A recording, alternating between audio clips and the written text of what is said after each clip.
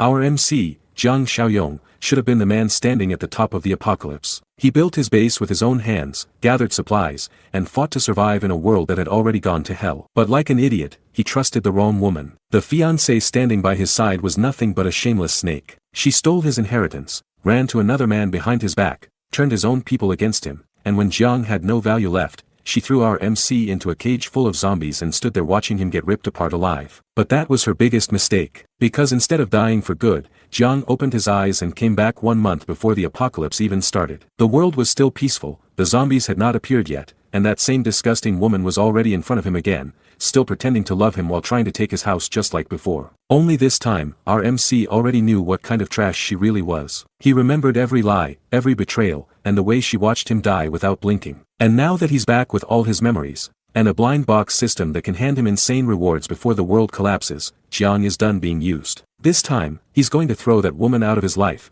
take everything he needs before the apocalypse begins, and rise so high that everyone who betrayed him will be left crawling beneath him. Jiang's eyes snap open, his breath coming in ragged gasps as he stares at a ceiling he hasn't seen in years. He's not in a cold factory, he's in a bright, modern apartment. Standing over him is Cui Jing, but she looks different, younger, untouched by the grime of the apocalypse, and currently screaming at him about a house deed. She demands to know why her name hasn't been added yet, her voice full of a sense of entitlement that makes his skin crawl. Jiang stares at her, his mind reeling. He looks at his hands, they are whole, unscarred, and free of blood. He looks around the room, the luxury of the furniture feeling like a hallucination. He asks her what's going on, his voice trembling with a shock she mistakes for weakness. He sits on the sofa, the soft fabric a stark contrast to the concrete floor he died on. He looks at her legs, her high heels, the way she stands over him like she owns him. It hits him like a lightning bolt. He's been reborn. He's back to the time before the world fell apart. He remembers this moment. In his last life, he was a fool, blinded by a fake love. He let Cui Jing swindle away the inheritance his parents left him, leaving him homeless just as the world ended. That he remembers the global catastrophe that followed, the virus that turned humanity into a horde of mindless monsters and plunged civilization into chaos. He remembers the long, grueling years of wandering, the friends he made, and the safe zone they built together with sweat and blood. He remembers how he managed to survive against all odds, only to be destroyed by the very woman he saved from the streets. He looks at her now, seeing the deceit hidden behind her pretty face. She had pretended to be a desperate refugee, winning his sympathy while she was actually a spy sent by his enemies to tear them down from the inside. He watches her as she opens the door for a group of men in a truck, the memory of her betrayal fresh and agonizing. Back in the present, Cui Jing is still ranting, her face twisted in a pout as she demands a bride price of 400,000 yuan, not a penny less. Jiang just stares at her, his gaze cold and piercing, a look she's never seen on his face before. He remains silent, the weight of his past life making her petty demands seem like the buzzing of an insect. She gets frustrated, leaning in and asking if he even heard her. He looks at her crossed arms, the arrogance in her posture, and a single thought echoes in his mind, evil bitch. He knows he can't act impulsively yet. He needs to play his cards right to ensure his survival and her ultimate downfall. He tells her with a chilling calmness that he'll give her a week. Cui Jing is taken aback, her eyes widening in surprise at his sudden change in tone. Before she can argue, he tells her to get out. He literally pushes her toward the door, his grip firm and uncompromising. She stumbles into the hallway, her mouth hanging open in shock. She stares at the closed door, wondering when her lackey became so assertive. Inside, Jiang leans against the door, his heart racing. He walks over to a digital clock on the wall. The blue numbers glow in the dim light, May 7th, 2034. He checks the date again, his breath hitching. He has exactly 1 month. 1 month before the zombies appear, before the cities burn, and before the law of the jungle takes over. He knows he must start preparing immediately. Just as he resolves to move, a sharp ding echoes in his head, and a translucent blue window flickers into existence before his eyes. His pupils dilate as he reads the text. The apocalypse system is now active. A mission notification flashes, apocalypse preparation. The requirements are clear, own a piece of land and prepare a year's supply of provisions. The reward is 10 points, which can be exchanged in a system store. Jiang's mind races. A system? This is the edge he needs. He navigates to the store tab, his eyes scanning the items. There are physical enhancement potions for 20 points, and supply boxes ranging from Apocalypse Farmer to Protagonist level. He realizes that in his previous life, he was so busy saving every penny for Cui Jing's bride price that he left himself malnourished and weak. He won't make that mistake again. He feels the emptiness in his stomach, a reminder of the years of hunger he endured. He looks around his luxury apartment and decides it's time to treat himself while he still can. He picks up his phone and opens a delivery app called Are You Full? He knows that in a month, the finest delicacies will be nothing but a memory. He orders a massive spread from a legendary Michelin 3-star restaurant, the kind of food he could never afford before. When the food arrives, the table is covered in steaming dishes, braised pork, glistening shrimp, and rich soups that smell like heaven. He picks up a piece of the 300 yuan braised pork with his chopsticks, his hand shaking slightly with anticipation. As the first bite hits his tongue, the flavor is so intense it feels like an explosion. It's too delicious, a sensory overload that brings tears to his eyes. As he devours the meal, a golden light begins to radiate from his body. A notification pops up,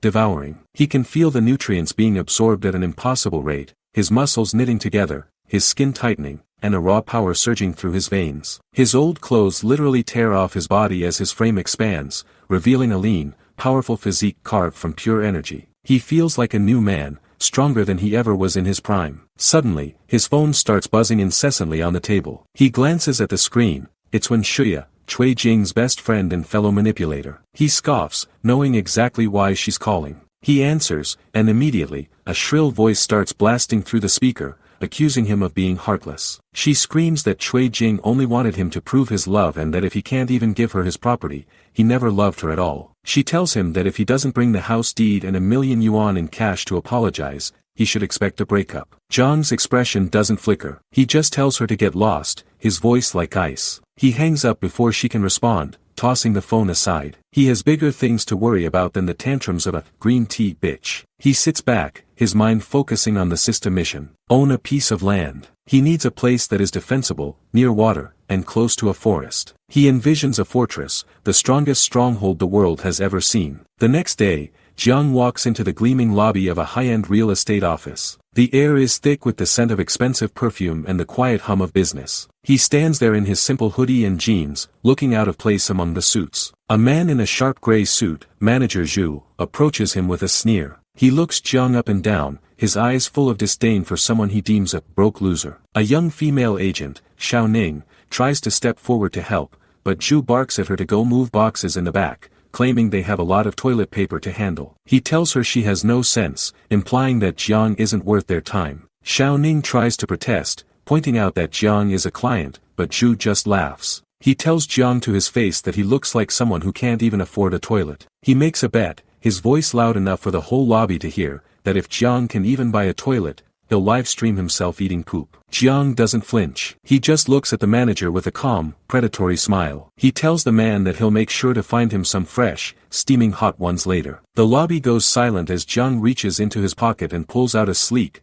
black American Express Centurion card. The black card. The manager's face turns a sickly shade of gray, his eyes bulging as he stares at the symbol of limitless wealth. The crowd of onlookers gasps, their whispers turning from mockery to awe. They realize they are standing in the presence of a true big spender. Xiao Ning's eyes light up as she realizes the opportunity before her. She steps forward, her voice trembling with excitement as she offers to give him a detailed introduction. Manager Zhu is frozen, his arrogance replaced by a cold, numbing dread. He tries to stammer an excuse, but Jiang ignores him, following Xiao Ning to a private consultation area. He sits down, and she hands him a stack of land listings. He waves them away, telling her he has specific requirements. He wants land near mountains and water, with running water and large buildings or factories already on it. Xiao Ning thinks for a moment, her brow furrowed. She mentions a piece of land in the East District, the Tea City land. Manager Zhu, trying to regain some dignity, scoffs and says that land is a disaster. The factories are unfinished, the construction leader ran off, and it's a legal mess that can't be sold. Zhang's eyes sharpen. Unfinished factories. That's perfect. It means the skeleton of his fortress is already built. He can reinforce the walls, build guard towers, and install barbed wire without starting from scratch. It will save him months of time he doesn't have. He tells her he'll take it and asks to sign the contract immediately. Xiao Ning is stunned, asking if he's sure about the unfinished projects. Jiang just grins and tells her to hurry up, someone is waiting to eat fresh poop. A few minutes later, the transaction is complete. Jiang has paid a 300,000 yuan down payment. Manager Zhu is clutching the receipt, his hands shaking so hard the paper rattles. He can't believe it. Someone actually spent millions on a wasteland. Jiang stands over him, his shadow looming large. He tells the buddy that it's time for his performance and promises to send him a super chat during the live stream. Outside, the scene is chaotic. Jiang's associates have already started the stream, and a crowd has gathered to watch the arrogant manager fulfill his disgusting bet. Jiang watches for a moment, a sense of grim satisfaction settling in his chest. One enemy down, many more to go. The system pings again, land requirement met. Now, he needs more money for supplies. He knows that pawning his current house will only get him 3 million yuan, which isn't nearly enough for the first phase of construction. He needs a plan to get more cash, and he needs it fast. As he walks through the city, he spots a familiar figure, Li Shuxiong, the fat man from his future nightmare. The man is currently a wealthy businessman, unaware of the doom approaching. He sees Jiang and wonders what the loser is doing in this part of town. Meanwhile, in a lavish dressing room, Cui Jing is carefully applying lipstick, her mind filled with thoughts of the money she expects to get from Jiang. Her phone rings. It's Wen Shuya. The news she receives sends her into a blind rage. Jiang bought land, with her money. She screams into the phone, her face contorting with greed. She vows to expose him online and take what she believes is hers. Back at his apartment, Jiang is deep in thought when a loud banging erupts at his door. He opens it to find Cui Jing and Wen Shuya standing there, their faces red with fury. Cui Jing storms in, demanding to know how he dared to spend her money on land. Jiang just looks at her, his expression one of pure boredom. He asks her what she's talking about, his calm demeanor only fueling her rage. She screams that the bride price money is hers and that since he bought land with it, the land belongs to her. Jiang lets out a short, sharp laugh. He calls her insane and then drops the bombshell. He knows about her affair with Li Shuxiong. The color drains from Cui Jing's face. She stammers, trying to deny it, but the look in Jiang's eyes tells her he knows everything. He tells them both to get lost, his voice booming with a power that makes them flinch. He slams the door in their faces, leaving them shivering in the hallway. Cui Jing is panicked, wondering how he could possibly know about her secret meetings. Wen Shuya, ever the opportunist, looks at her friend with a hidden glint of malice. She realizes that if Cui Jing has messed things up this badly, maybe she can be the one to swoop in and take the land for herself. A few days later, Jiang is at the construction site in the East District. The area is a sprawling expanse of half-finished concrete shells and rusted rebar. He meets with Foreman Lee from the Paru Construction Company. He lays out his vision: reinforced walls, guard towers, blast-proof doors, and bulletproof glass. The foreman is skeptical, asking which powerful force Jiang has offended to need such a fortress. Jiang tells him not to ask too much and just give him a price for a 1-month completion. The foreman hesitates, saying it's impossible, but Jiang shuts him down, telling him there are plenty of others who will do it if he won't. The foreman finally relents, his greed overcoming his caution. He asks for 20 million yuan, with a 5 million yuan deposit up front. Jiang agrees, promising to transfer the money within a week. As he's leaving the site, a soft, melodic voice calls out to him. He turns to see Wen Shuya walking toward him, her outfit carefully chosen to be both innocent and provocative. She calls him Brother Jiang with a sweet smile, acting as if the confrontation at his apartment never happened. She looks around the site, asking if he's building a villa and complimenting the scenery. Jiang sees right through her green tea act. He knows she's just a vulture looking for a new carcass. He tells her coldly that what he builds is none of her business and brushes her hand off his arm. Wen Shuya is stunned by his rejection. Normally, just a touch would make him blush, but now he has no reaction at all. She watches him walk away, her eyes narrowing with determination. She won't miss this golden opportunity. If she can push Cui Jing out of the way, this land, and the man who owns it, will be hers. Back at his apartment, Jiang looks at the 2 red folders on his coffee table, the deeds to his properties. Pawning them only got him 3 million, which isn't enough for the foreman's deposit. He needs more money, and he needs it now. He stares out the window at the city skyline, a dark thought beginning to form. The apocalypse is coming anyway. The banks, the contracts, the laws, none of it will matter in 30 days. He realizes he can sell his house to multiple people at once, collecting down payments from everyone before the world ends. Jiang Xiaoyong sits in the heavy silence of his apartment, the dim light of the afternoon casting long, jagged shadows across the floor. On the low coffee table before him lie 2 red folders, the deeds to his properties, the only legacy his parents left behind. In his previous life, these papers were his death warrant, swindled away by a woman who never loved him. But now, his fingers trace the embossed gold lettering with a cold, calculating precision. He knows that in exactly 30 days, the world will descend into a nightmare of blood and rotting flesh. The banks will vanish, the government will crumble,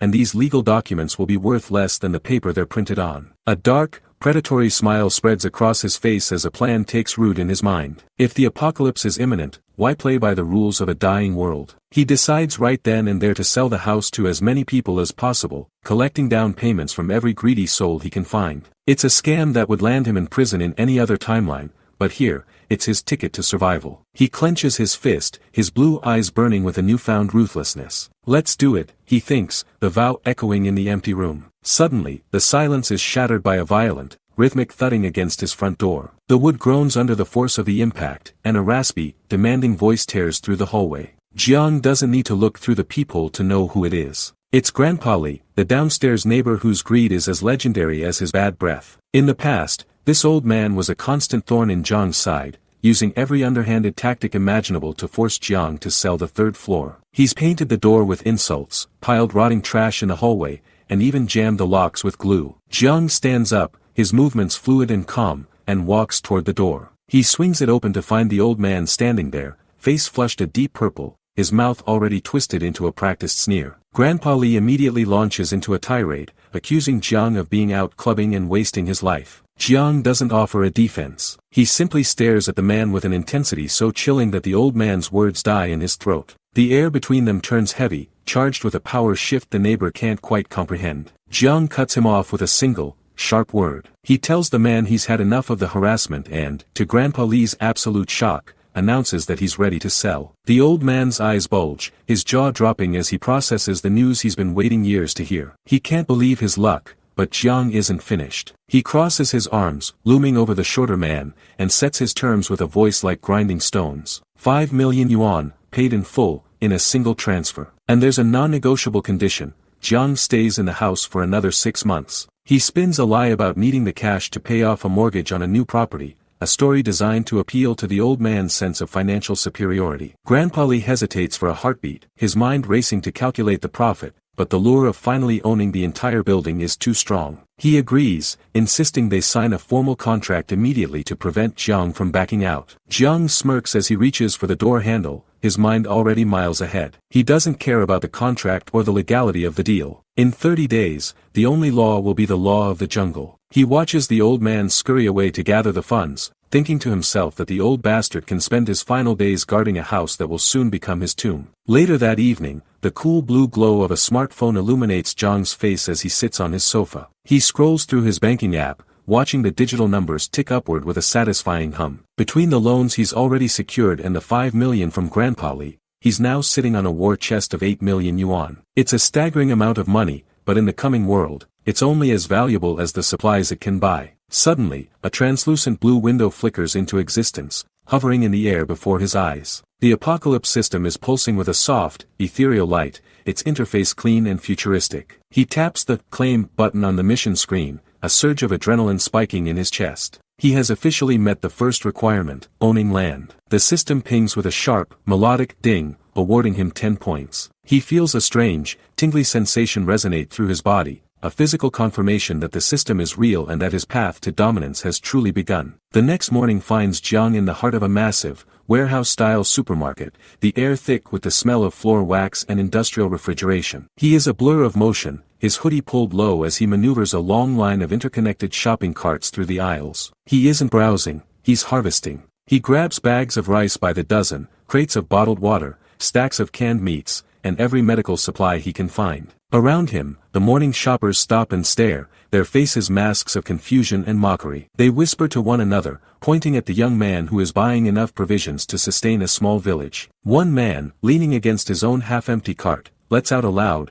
derisive laugh, calling Jiang a fool who's fallen for doomsday rumors. Jiang doesn't even glance in their direction. He can see the system counter ticking up in the corner of his vision. 359 out of 365 days of provisions. He wipes a bead of sweat from his forehead, his muscles burning from the weight of the carts. He knows these people will be the first to starve, the first to turn on each other when the shelves go empty, and he feels nothing but a cold, distant pity for them. A sharp notification echoes in his mind, task completed. 10 more points are added to his balance. Jiang retreats to a quiet, shadowed corner of the warehouse, the system store interface shimmering before him. He ignores the physical enhancement potions for now, his eyes locked on a rare item, the protagonist supply box. It costs exactly 10 points, a high price for a mystery, but Jiang has always been a gambler. He taps the screen, and a brilliant, blinding golden light erupts from the virtual box, filling the aisle and forcing him to squint. When the light finally recedes, a new notification appears, Space Ring Level 1. His breath hitches as he reads the description. 500 cubic meters of internal space,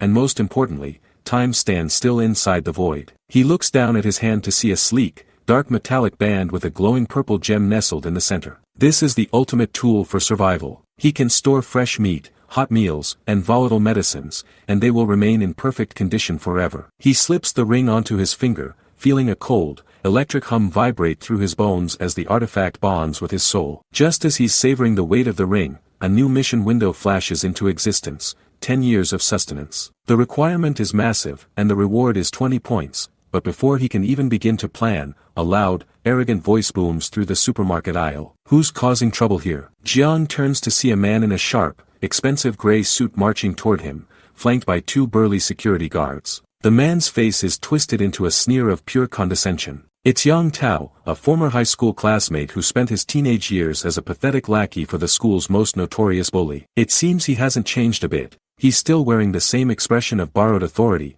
bullying anyone he deems weaker than himself. He points a trembling finger at Jiang's mountain of supplies, demanding he put everything back or face the consequences for disrupting business. Jiang doesn't flinch. He looks at the man with a calm, predatory smile that makes Yang Tao's bravado falter for a split second. He mocks the manager, asking if this is how the establishment treats its most valuable customers. An hour later, the tension has moved to the front of the store, where a mountain of goods is being scanned at a frantic pace. The cashier's hands are shaking as she pulls a seemingly endless receipt from the machine. The final total flashes on the screen, 56,883 yuan. Yang Tao stands nearby, his arms crossed and a smug look on his face, waiting for the moment Jiang's card is declined so he can call the police. He's convinced Jiang is just a broke loser playing a desperate prank. Pay up right now, Yang Tao sneers, his voice loud enough for the gathering crowd to hear, or don't blame us for being rough when we kick you out. Jiang remains silent, his expression unreadable. He reaches into his pocket and pulls out a sleek, matte black card with a silver chip. With a swift, fluid motion, he swipes it through the reader. A sharp, clear beep echoes through the lobby. Transaction successful. The color instantly drains from Yang Tao's face, leaving him looking like a ghost. He stares at the approved message on the screen, his mouth hanging open as he tries to process the fact that this loser just spent a year's salary on groceries without blinking. But Jiang isn't finished with him yet. As Yang Tao tries to slink away into the back office, Jiang's voice rings out like a whip. Hold on. He demands a public apology for the disrespect he was shown. Yang Tao tries to regain his footing, but the crowd has already turned. People have their phones out, the lenses of a dozen cameras focused on the manager's humiliated face. They're recording everything for TikTok, shouting for the manager to apologize to the big spender. Jiang leans in close, his voice dropping to a low, dangerous register that only Yang Tao can hear. He tells the man that if the apology is sincere enough, he'll buy 10 times as much right now. To prove his point, he flips his phone around, showing a bank balance of 700,000 yuan in his primary spending account. Yang Tao's knees actually buckle. He realizes he's just offended a man with more liquid cash than the store's daily revenue. Under the relentless gaze of the cameras, he bows so low his forehead nearly touches the floor, his voice cracking as he stammers out a desperate apology. Jiang places a firm hand on the back of the man's head, forcing him down an extra inch. Remember not to be so reckless in the future, Jiang says, his eyes cold and devoid of mercy. Leave some room for yourself, got it? Yang Tao is a shell of a man now, his arrogance completely evaporated. He follows Jiang through the warehouse like a beaten dog, his voice now high and eager to please. He asks what Jiang could possibly need with so many supplies, his mind already looking for a way to profit from the situation. Jiang brushes him off with a vague comment about a big deal, but Yang Tao's greed is piqued. He mentions that his old boss, the infamous school bully Zhang Xingxia, has moved into the wholesale business and has access to massive quantities of stock. He offers to set up a meeting, thinking this is his chance to get back into Jiang's good graces. Jiang smirks, a dark glint in his eyes. He remembers Zhang Xingxia all too well. The man was a monster in high school and even worse during the apocalypse. He knows exactly how much gray income these two have been stealing from the supermarket. He agrees to the meeting, his mind already weaving a trap for the man who once made his life a living hell. They drive to a desolate, industrial warehouse district on the far edge of the city,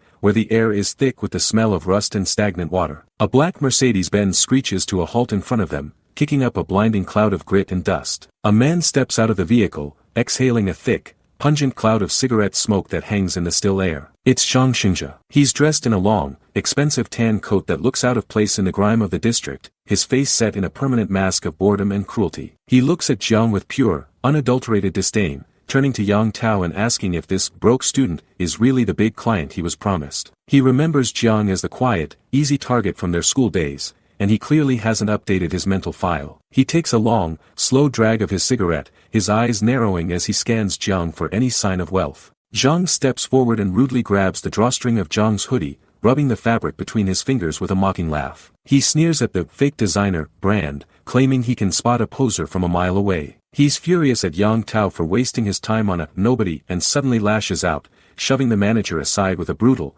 one-handed strike that sends the man stumbling. He turns back to Jiang, his face inches away, his breath smelling of stale tobacco. He threatens Jiang, telling him that since he's wasted his time, he won't be allowed to leave the warehouse district standing unless he buys an entire truckload of goods. Jiang doesn't move an inch, his gaze steady and terrifyingly calm. He tells Jiang to take his hands off his collar and show him the account details if he wants to see real money. Jiang pulls out his phone and taps the screen with a casual flick of his thumb. A second later, Zhang's phone erupts with a loud notification ping. The bully's eyes widen to the size of saucers as he looks at the screen. 1 million yuan has been transferred as a non-refundable deposit. He nearly chokes on his cigarette, the smoke curling around his shocked face. Jiang tells him he's looking to buy 5 million worth of goods and wants the first truck loaded before the sun goes down. He lists off his requirements: rice, oil, salt, snacks, anything that can be eaten or drunk. Zhang's entire demeanor shifts in an instant. The predator becomes the servant, his voice dripping with a sickening, fake sincerity as he bows and invites Jiang inside to inspect the premium stock. Inside the cavernous warehouse, Zhang leads him to a massive, sprawling pile of boxes stacked nearly to the ceiling. He thinks he's found the ultimate sucker. He has a massive shipment of nearly expired food that he's been desperate to dump before it becomes a total loss. He offers it to Jiang with a measly 10% discount,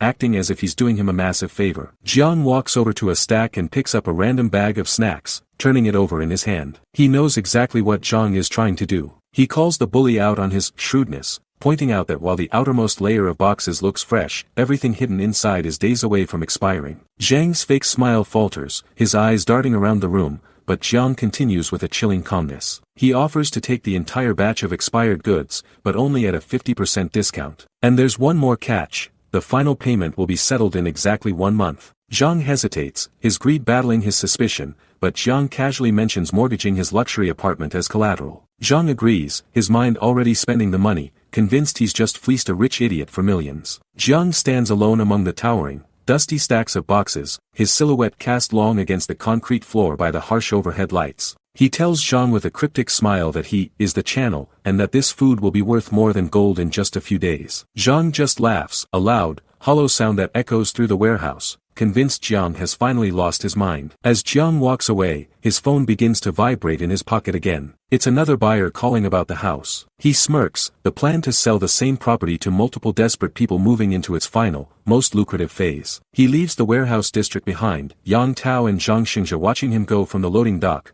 both of them certain they've just made the deal of a lifetime at his expense. A few days later, Jiang stands at the center of his massive construction site in the East District, the air filled with the deafening roar of jackhammers and the rhythmic clanging of steel. The foreman, a man in a battered red hard hat, approaches him with a clipboard in hand. He reports that the fortress is now 70 to 80% complete. The walls have been reinforced with high-grade concrete, the blast-proof doors are being fitted into their frames, and the underground warehouse has been fully sanitized. Jiang checks his system interface. Zhang Xingzhe has delivered the goods as promised. The warehouse is now packed to the rafters with enough food to last a decade. The system pings with a triumphant ding. The mission, 10 years of sustenance, is complete. 20 points are added to his balance, bringing his total to 30. He feels a surge of power, a sense of security he hasn't known in 2 lifetimes. Jiang opens the system store once more, his eyes immediately locking onto a new, high-tier item, the Awakening Ability supply box. It costs 10 points, a significant investment, but he doesn't hesitate. He taps the purchase button, and a notification flashes across his vision, Mind's Eye Level 1. Suddenly, the world looks different. He can feel a new sense sharpening within him, a passive ability that allows him to detect the hidden hostility of anyone around him. It's a skill that will be worth more than any weapon when the world falls apart and trust becomes a death sentence. A new task appears on his screen, armed to the teeth. He needs weapons, and he needs them now. He smiles, his blue eyes glowing with a cold, predatory light. "This is exactly what I had in mind," he whispers to the wind. Late that night, Jiang finds himself navigating the neon-drenched shadows of the city's most dangerous black market. The air here is thick with the smell of cheap grease, stale tobacco, and the palpable scent of desperation. He moves through the crowded, narrow alleys, his mind's eye constantly scanning the faces of the thugs and dealers around him. Suddenly, he spots a familiar, bloated figure at a jewelry stall, Li Shuxiong, the man who would eventually become his executioner. In this timeline, Li is still just a corrupt businessman, currently haggling over a jade bracelet that Jiang's system identifies as cheap glass. Jiang watches from the shadows, a cold sense of irony washing over him as he sees Li pay 2,000 yuan for a worthless trinket. He thinks of Cui Jing and how she was fooled by a man who couldn't even spot a fake at a street stall. The revenge he has planned for them will be far more substantial than a simple scam. Jiang moves deeper into the market, his eyes searching for something far more lethal than jewelry. He eventually finds a stall tucked away in a dark corner, its table covered in a terrifying array of cold steel, machetes, serrated combat knives, and long, curved swords that glint dangerously under the dim lights. He picks up a heavy, well-balanced blade, feeling the cold weight of the steel in his palm. The stall owner, a man dressed in faded camouflage, watches him with a wary, narrowed gaze. Jiang asks if he has any hard stuff hidden away. The man scoffed, telling him to buy a sharpener and do the work himself if he wants a real edge. Jiang looks the man directly in the eye, his gaze so intense the owner visibly recoils. "Not hard enough," Jiang says, his voice a low growl. "I need something that can cut through bone like butter." The owner gets defensive, his hand moving toward a hidden club beneath the table, asking if Jiang is there to cause trouble. Jiang doesn't say a word. He pulls out his phone and, with a few quick taps, transfers 200,000 yuan directly to the man's account. The owner's phone dings, and as he looks at the screen, his entire face transforms. The hostility vanishes, replaced by a look of pure, greedy awe. He realizes he's dealing with a man of immense resources. He quickly calls out to his assistant to watch the stall, his voice now hushed and respectful as he beckons Jiang toward a heavy steel door in the back, ready to show him the true weapons of war. The dealer in the faded camouflage jacket turns his head, his voice cutting through the humid, heavy air of the black market as he calls out to his assistant, Xiaoxiang, to keep an eye on the front stall. He gestures with a rough, calloused hand, inviting Jiang Xiaoyong into the deeper, more secluded shadows of the building. The transition from the noisy, chaotic market to the quiet, dimly lit corridor is immediate, the air growing colder and smelling of old grease and cold steel. The dealer leads the way, his footsteps heavy on the concrete floor, while Jiang follows with a silent, predatory grace, his eyes scanning every corner for potential threats. They reach a heavy, reinforced door that groans on its hinges as it opens, revealing a cramped backroom filled with crates and the faint, acrid scent of gunpowder. The dealer turns back to Jiang, a sharp, eager glint in his eyes, sensing that this isn't just a casual buyer but someone with a very specific and dangerous purpose. He explains that talking outside is inconvenient for business of this nature, beckoning Jiang further into the belly of his operation. Inside the room, the walls are lined with shelves holding various boxes, and a single, low-hanging bulb casts long, flickering shadows across the floor. The dealer reaches into a heavy metal case and pulls out a crudely fashioned weapon, its surface rough and unpolished. He holds it up with a practiced ease, telling Jiang that they have homemade guns available, powerful enough to take down small game or provide basic protection. He quotes a price of 2,000 yuan, emphasizing that the ammunition is cheap, just simple gunpowder and steel balls. It's a weapon for the desperate, for those who need a deterrent but can't afford the real thing. Jiang stares at the crude piece of metal, his expression unreadable, his mind already calculating the lethality required for the coming apocalypse. He knows that against the horrors that are about to be unleashed, this homemade toy would be as useless as a toothpick. The dealer, seeing Jiang's lack of interest, quickly sets the homemade gun aside and reaches for a different case. He pulls out a sleek, silver replica revolver that catches the meager light, its polished surface reflecting the dealer's greedy smile. He boasts that its performance is almost identical to an active-duty handgun, firing 9mm bullets with lethal precision. He sets the price at 5,000 yuan and mentions that he can provide the bullets for 5 yuan each. He watches Jiang closely, waiting for a reaction, hoping to see the spark of desire that usually accompanies the sight of such a weapon. But Jiang remains cold, his gaze fixed on the revolver with a sense of profound disappointment. He speaks, his voice a low, dangerous growl that seems to vibrate in the small room, telling the dealer that this is simply not good enough. The dealer's smile falters, his brow furrowing as he tries to understand what this young man could possibly be looking for if a high-quality replica isn't sufficient. Jiang stands there, his arms crossed over his chest, his silhouette imposing against the backdrop of the weapon-filled room. He reminds the dealer that he has already prepaid 200,000 yuan, a staggering sum that should have bought him access to the real tools of war. He tells the man that selling him this kind of low-grade junk isn't fitting for the level of investment he's made. The dealer's eyes widen, a bead of sweat rolling down his temple as the weight of Jiang's words sinks in. He realizes he's not dealing with a student playing at being a tough guy, but a man with resources and a terrifyingly clear objective. He stammers, asking what prepayment Jiang is talking about, his confusion momentarily overriding his greed. Jiang's eyes glow with a cold, blue intensity as he stares the man down, his voice dropping even lower. He clarifies that the 200,000 was just a 10% down payment. He isn't here for a single revolver or a handful of homemade pipes, he is here to buy 2 million yuan worth of weapons. The dealer's jaw nearly hits the floor, his mind reeling at the sheer scale of the order. 2 million yuan is more than he usually sees in a year of black market trading. His entire demeanor shifts in an instant, the wary hostility vanishing and being replaced by a look of pure, unadulterated awe. He begins to rub his hands together, his voice now high and eager to please, asking Jiang what he does for a living to afford such a massive purchase. He wonders why someone with that kind of capital would come to a place like this for such a large order. Jiang doesn't blink, his face a mask of aristocratic boredom. He spins a lie with practiced ease, telling the man that he usually doesn't handle such trivial matters himself, that his subordinates are the ones who typically take care of procurement. But, he adds cryptically, there have been some changes recently that required his personal intervention. He tells the dealer not to ask too many questions and simply state whether or not he can handle an order of this magnitude. The dealer is practically vibrating with excitement now, his mind already spending the commission he'll make from this deal. He tells Jiang to wait a moment, his eyes darting toward the door as if checking for eavesdroppers. He leans in close, his voice a hushed whisper, telling Jiang that he can absolutely handle it. He instructs Jiang to write a detailed list of everything he needs and promises to provide an address for the exchange. He sets the time for midnight, the day after tomorrow, emphasizing that the transaction must be completed in total secrecy. He reminds Jiang with a greedy glint in his eye to bring the rest of the payment in cash. As they prepare to leave the back room, the dealer is falling over himself to be respectful, acting like a servant to a king. He warns Jiang to watch his step as they move back toward the main market area, his voice dripping with a sickening, fake sincerity. But as they step out into the neon-blurred alleyway, the atmosphere changes instantly. A large, bloated figure emerges from the shadows, his expensive suit looking out of place in the grime of the black market. It's Li Shuxiong, the man who, in another life, would have been Zhang's executioner. He stops dead in his tracks, his eyes narrowing as he recognizes the young man standing before him. He lets out a derisive snort, asking if this is really Xiaoyong,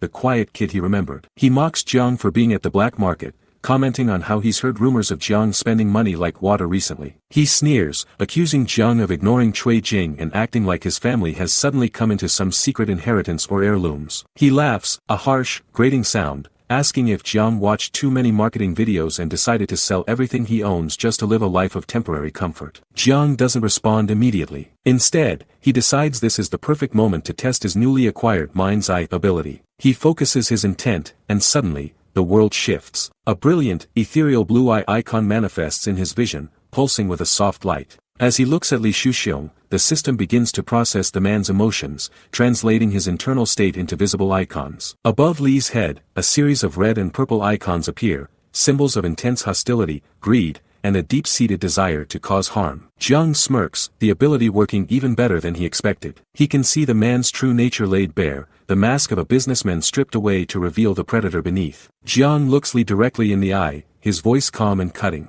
He asks Li if he really thinks he tricked Cui Jing into bed with nothing but fakes and second-hand goods. He leans in, his smile turning predatory, and tells Li that he's right. Cui Jing is exactly like those fakes, second-hand and ultimately worthless. The insult hits Li like a physical blow, his face turning a deep, angry purple. He sputters, his fists clenching at his sides, unable to believe the audacity of the man he once considered a non-threat. He roars, asking what Jiang just said, his voice echoing off the brick walls of the alley. The dealer in the camouflage jacket, sensing the shift in power and wanting to protect his 2 million yuan client, steps forward. He looks at Jiang and asks if he knows this man. Jiang doesn't even look back, his gaze fixed on the fuming Li Shuxiong. He tells the dealer that he doesn't just know him, the man is an enemy. That's all the dealer needs to hear. He gives a sharp nod, telling Jiang to go ahead and leave, promising that he will teach this loudmouthed fool a proper lesson. Li Shuxiong tries to protest, but he is suddenly surrounded by the dealer's thugs, men who look like they've spent their lives fighting in the dirt. Li's bravado vanishes in an instant, replaced by a look of sheer terror as he realizes he's trapped. He tries to negotiate, his voice trembling as he tells the boss that they should just talk this out.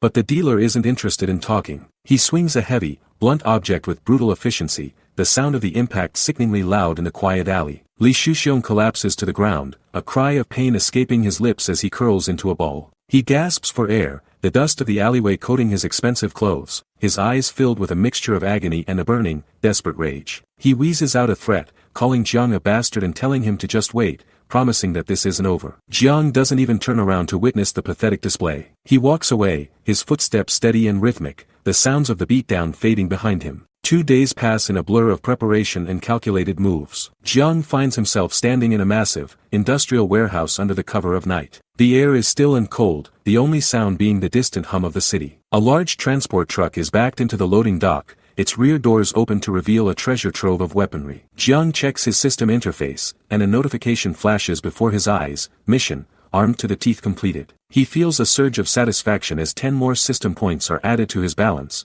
bringing his total to 20. He steps toward the open crates, his eyes taking in the sight of rows of assault rifles, their black matte finishes gleaming under the warehouse lights. There are pistols, crates of ammunition, and tactical gear, everything he needs to turn his fortress into an impregnable stronghold. Suddenly, another notification pings in his mind, a melodic ding that signals a bonus reward. The system informs him that he has been credited with a physical enhancement potion, +2. Jiang's eyes widen slightly. He knows from his previous life that a +2 potion is incredibly rare, far more potent than the standard versions found in the system store. He pulls the syringe from the air, the liquid inside glowing with a faint, ethereal light. He doesn't hesitate. He knows that in the world to come, physical strength will be the difference between life and death. He plunges the needle into his arm and depresses the plunger, sending the glowing serum into his bloodstream. The reaction is instantaneous and violent. A wave of white-hot pain erupts from the injection site, spreading through his body like liquid fire. He gasps, his teeth gritting together as he stumbles back against a stack of crates. Ugh, he groans, his muscles seizing and his veins bulging beneath his skin. It feels as if his very DNA is being rewritten, his bones thickening and his muscle fibers being knit together with superhuman density. He collapses to one knee, his breath coming in ragged gasps, his vision blurring as the potion works its magic. He thinks to himself that the average adult male has a physical strength rating of 5. By adding 2 points from this potion,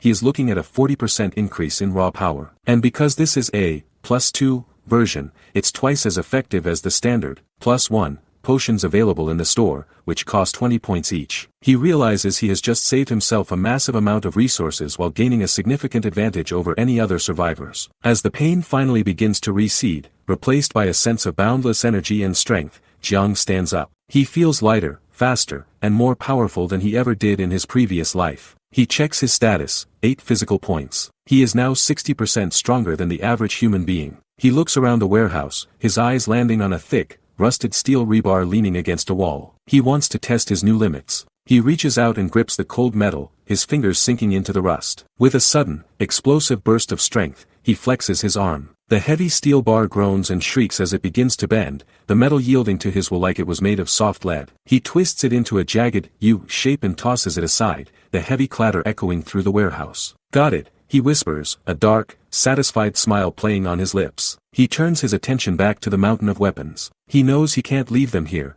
they are too valuable to risk being discovered. He raises his hand, the dark metallic band of his space ring catching the light. With a thought, he activates the artifact. A shimmering distortion appears in the air, and one by one, the crates of rifles and ammunition are pulled into the void, disappearing into the timeless space of the ring. He knows these weapons won't take up much room in the 500 cubic meter interior, but he stores them carefully, ensuring they are easily accessible. He stands alone in the now empty warehouse, the silence returning. He looks out toward the city skyline, his mind racing. The day after tomorrow is the first day of the apocalypse. The world as he knows it is about to end, and he is finally ready. He asks himself if there is anything else he needs to do, any loose ends he needs to tie up before the blood begins to flow. His thoughts drift back to his apartment building and the people who live there. He remembers Grandpa Lee, the greedy neighbor who had been such a plague in his past life. In a sudden shift of memory or perhaps a final meeting, he sees the old man again. But this time, the fire is gone from the neighbor's eyes. Grandpa Lee looks old, frail, and desperate. He sighs, his voice cracking as he tells Jiang that his granddaughter needs to transfer schools and they urgently need the house for residency. He pleads with Jiang, telling him that he's been circling the area and Jiang's house is the only one for sale. He begs Jiang not to back out of the deal now. Jiang stares at the man, his blue eyes cold and devoid of the pity that once would have consumed him. He has experienced the apocalypse, He has seen the depths of human treachery and knows that in a few days, this old man's concerns about school districts will be a cruel joke. And yet, a small, lingering part of his humanity remains. He thinks to himself that even after everything, it's still hard to completely ignore the plight of others, no matter how much he might want to. He decides, in a moment of cold pragmatism disguised as mercy, that he will send some essential supplies to the old man once the chaos begins. He tells himself that he'll provide enough for them to survive the initial wave, but whether they can survive long-term will be entirely up to them. He views it not as an act of kindness, but as a final repayment for the 5 million yuan the old man provided, money that funded his entire apocalypse plan. He turns and walks away from the warehouse, his silhouette disappearing into the night, the sound of his footsteps the only warning of the storm that is about to overtake the world. He is no longer just a survivor, he is the architect of his own destiny, and the countdown to the end has finally reached its final hours. The air is thick with the scent of ozone and decay, a harbinger of the absolute chaos that is about to consume every corner of civilization. A sleek black car cuts through the silence of a narrow urban canyon, its tires crunching over the grit of a neglected alleyway. The driver maneuvers the vehicle with a sense of urgent precision, the engine's low hum echoing off the tiled walls of the surrounding apartment blocks. He glances at the dashboard, a small sigh of relief escaping his lips as he realizes he's reached his destination. He mutters a quiet word of thanks to the GPS, knowing that in a place this labyrinthine and tucked away, finding the right spot is half the battle. He steps out of the car, the shadow of the towering building swallowing him whole. He looks up at the weathered facade of the apartment complex, his gaze tracing the lines of the cheap, uniform tiles. He begins his ascent, his footsteps echoing in the hollow stairwell. As he climbs, his mind wanders to the man he's come to see, an old soul living on the fringes of society. He thinks about how the old man must be struggling, forced to rent the most affordable unit available, tucked away on the very top floor where the air is thin and the isolation is absolute. It's a place for those the world has forgotten, but for our protagonist, it's the most important coordinate on the map. He reaches the top landing and comes to a halt before a nondescript door. He doesn't knock immediately. Instead, he raises his hand, his eyes locking onto a peculiar ring adorning his finger. A faint, ethereal glow begins to emanate from the jewel, and suddenly, the air in the hallway begins to shimmer and distort. With a sharp, digital crackle, pixelated blocks of light manifest out of thin air, rapidly coalescing into solid forms. Within seconds, the cramped hallway is filled with stacks of heavy cardboard boxes, appearing as if by magic. The sheer impossibility of the sight would drive a normal person to madness, but for him, it's just a necessary preparation. He finally brings his fist to the door, the sound of his knock sharp and demanding. Inside, the sound of shuffling feet approaches. A voice, weary and laced with a hint of desperation, calls out that they're coming. The door creaks open, revealing an elderly man with a thin beard and eyes clouded by the weight of 1,000 worries. He immediately begins to stammer an apology, his voice trembling as he promises to have the rent money by next week. He looks like a man who has spent his life being crushed by the gears of society, expecting nothing but another blow. But as his eyes adjust to the light, his expression shifts from fear to utter bewilderment. He recognizes the young man standing before him,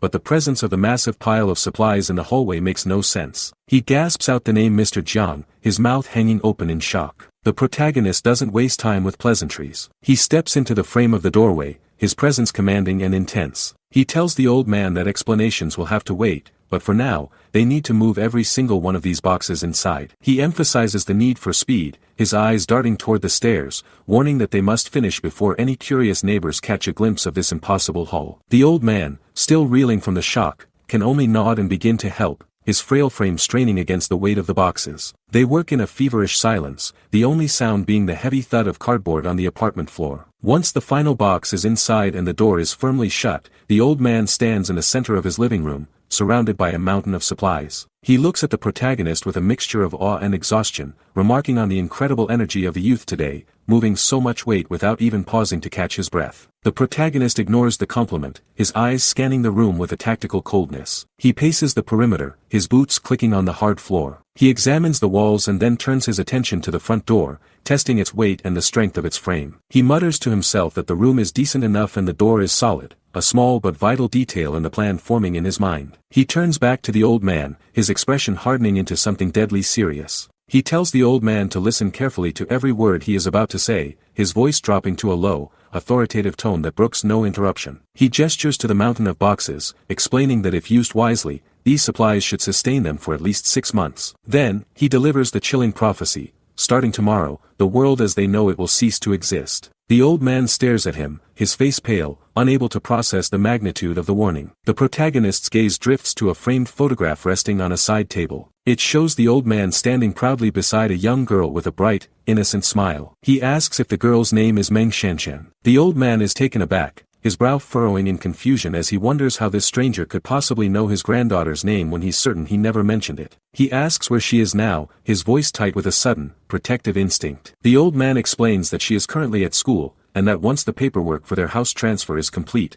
he plans to move her to a new school closer to their new home. As the old man speaks of mundane things like paperwork and school registrations, a dark cloud of memory washes over the protagonist. He sees a vision of a different timeline, a world of ash and blood. He remembers Shanshan in his previous life, her face streaked with tears and grime as she sat amidst the ruins of a fallen city. He recalls her telling him how her grandfather had risked everything, breaking into her overrun high school to save her, only to lose his life in the process. The regret in her voice had been a physical weight, a haunting melody of what-ifs. The protagonist's eyes burn with a fierce, renewed purpose. He looks at the photo again, his resolve hardening like tempered steel. He vows to himself that in this life, he will make up for that tragedy. He will not let history repeat itself. He turns back to the old man, his voice sharp and decisive. He tells him flatly that they won't be moving into his house anymore. The old man is stunned, beginning to protest, fearing that the deal is falling through. But the protagonist cuts him off, his words hitting like hammer blows. He tells him to let him finish. He repeats that starting tomorrow, the world will transform into a living hell. In that new reality,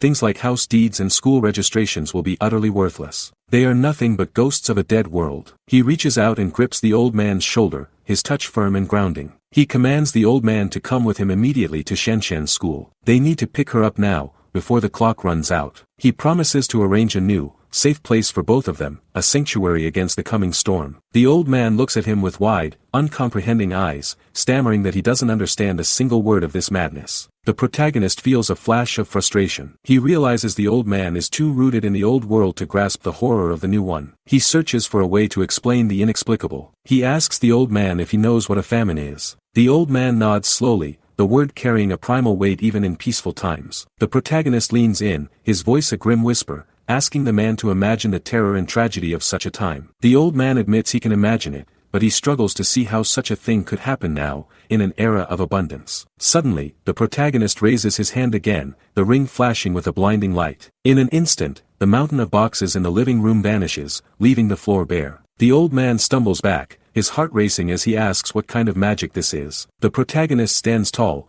bathed in a flickering blue aura of power, his eyes glowing with an otherworldly light. He declares that he possesses superpowers and the ability to foresee the future. He tells the old man that if he wants to survive, and more importantly, if he wants Shanshan to survive, he must do exactly as he is told from this moment forward. The sheer weight of his presence silences any further doubt. He demands to know the location of Shanshan's school, his gaze piercing and relentless. They rush back to the car, the engine roaring to life as they speed toward the educational institution. The sun is beginning to set, casting long, bloody shadows across the city streets, a silent countdown to the end of days. They arrive at the school just as the final bell is echoing through the courtyard. But the scene greeting them is far from academic. In a secluded corner of the grounds, a group of girls has cornered Shanshan. The air is thick with the cruel laughter of bullies. A girl in a black tank top, her face twisted in a sneer of arrogance, mocks Shanshan, demanding to know what she has that a boy named Zhang Xiaocheng could possibly like. She reaches out and delivers a sharp, stinging slap to Shanshan's face, the sound echoing off the brick walls. Shanshan cowers, her eyes welling with tears,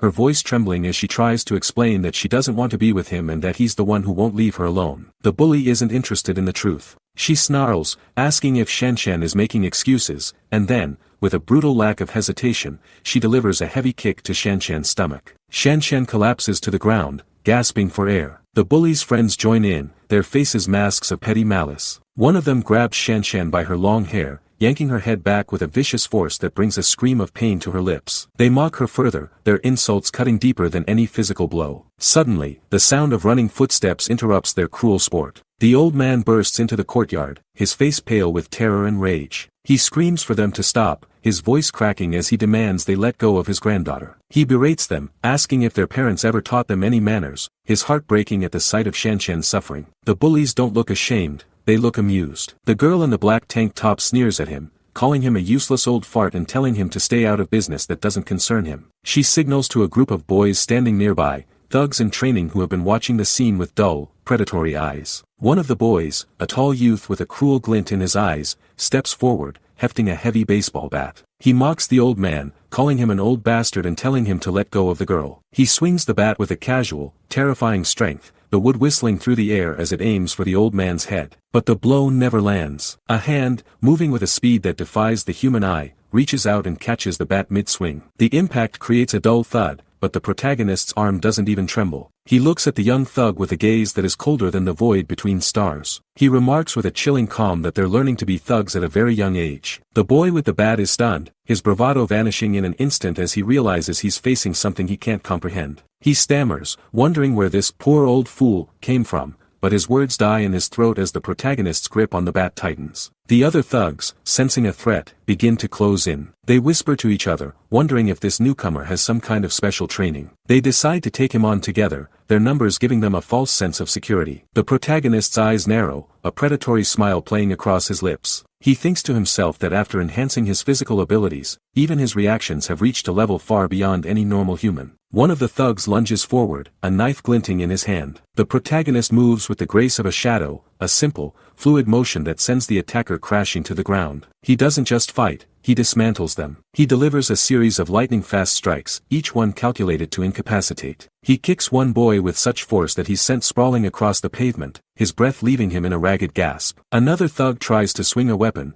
but the protagonist is already behind him, a hand gripping the back of his neck with the strength of a vice. He slams the boy's face into the ground, the sound of the impact sickeningly final. The courtyard, once a place of petty bullying, has become a masterclass in absolute dominance. The remaining thugs watch in horror as their friends are systematically taken down. They realize too late that they haven't just picked a fight, they've invited a hurricane. The protagonist turns his attention back to the lead bully, the girl in the black tank top who started this whole nightmare. She's frozen in place, her arrogance replaced by a paralyzing, primal fear. He walks toward her, his footsteps slow and deliberate. She stammers, asking what he wants to do, her voice a thin, pathetic whimper. He doesn't answer with words. He reaches out and grabs her by the hair, the same way she had grabbed Shanshan. He yanks her head back, forcing her to look into his glowing, merciless eyes. He asks her if she likes pulling hair, his voice a low, dangerous growl. She screams for him to let go, her body trembling with terror. He ignores her pleas. He reaches into his pocket and pulls out a sharp,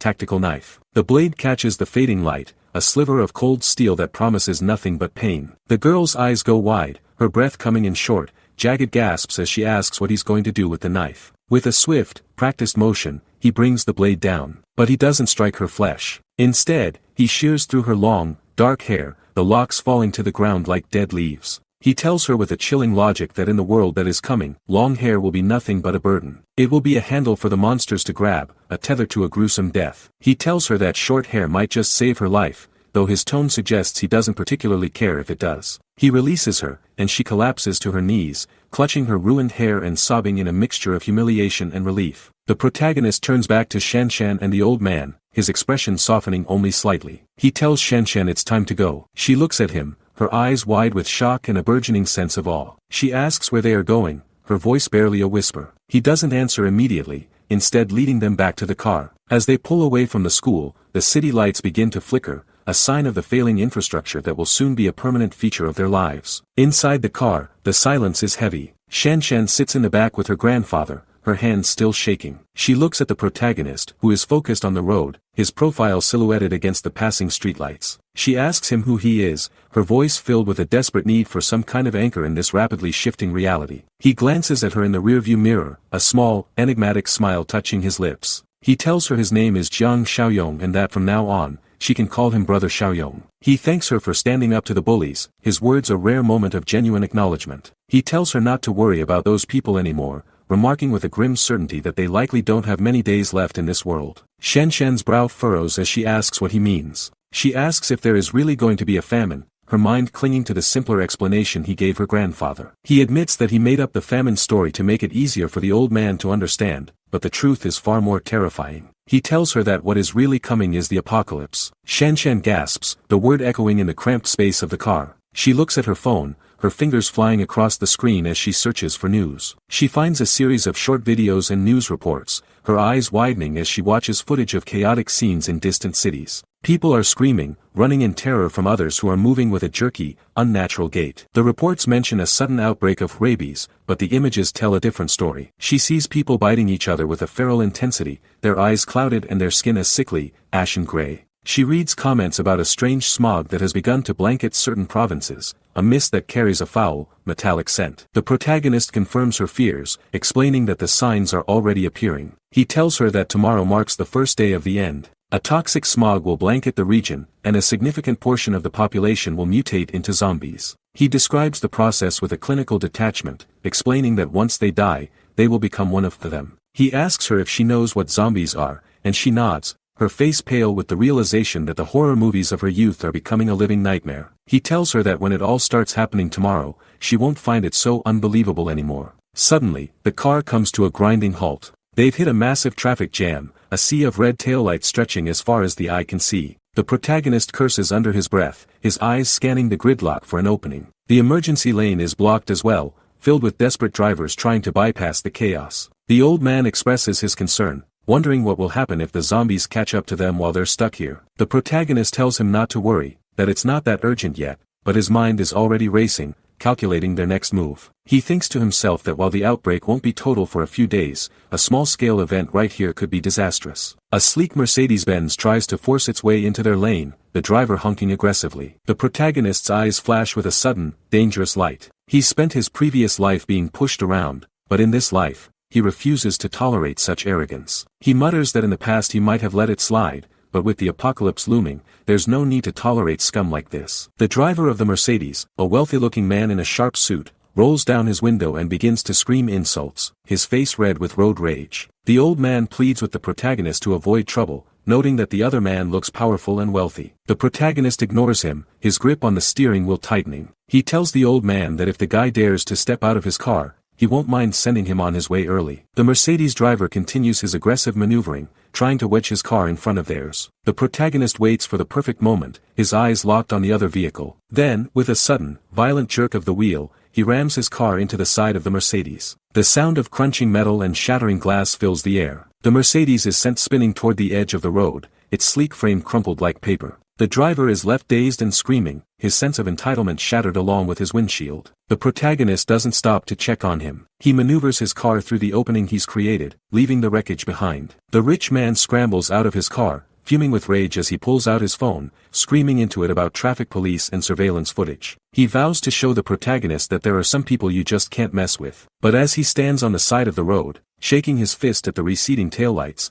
he has no idea that the world he's trying to summon help from is already dead. The protagonist drives through the night, the city falling silent behind them. They eventually reach a secure, industrial-looking garage, the heavy metal door sliding shut with a final, echoing clang. He leads Shanshan and the old man inside, the space filled with the supplies he manifested earlier. He tells them to get some rest, his voice weary but resolute. He warns them that starting tomorrow, every single day will be a fight for survival. He watches them settle in, his mind already turning to the challenges of the coming dawn. The next morning, the sun rises over a world that has changed forever. The protagonist stands by a large window, looking out over a landscape that is still deceptively peaceful. The morning sun filters through the windows of a high-rise apartment, casting long shadows across the floor as a young girl stretches her arms wide, a look of pure contentment on her face. Meng Shanshan lets out a long, satisfied yawn, her voice filled with the simple joy of a teenager who has finally managed to escape the grueling cycle of early morning classes. She mutters to herself about how long it's been since she's had a truly good sleep, relishing the newfound freedom that this strange, fortified sanctuary provides. Just down the hallway, the protagonist, Jiang Xiaoyong, walks with a calm but purposeful stride, his expression unreadable as he approaches the two people he has vowed to protect in this new life. He catches Shanshan's eye and offers a small, knowing smirk, his presence alone commanding the room. He tells her that since she's finally up, it's time for them to see the true scale of what he has built. He turns to both Shanshan and her grandfather, his voice dropping to a serious, authoritative tone as he invites them to take a proper look at their new home, or as he calls it, their fortress. They begin to walk through the corridors, the sound of their footsteps echoing against the cold, industrial surfaces. Xiaoyong gestures toward the thick, imposing walls that surround them, explaining with a tactical coldness that these aren't just standard partitions. These walls are constructed from high-grade reinforced concrete, designed to withstand pressures that would crumble a normal building. As they move deeper into the facility, the sheer scale of the construction becomes apparent. They stand in a massive, open atrium, the ceiling soaring high above them, illuminated by rows of bright,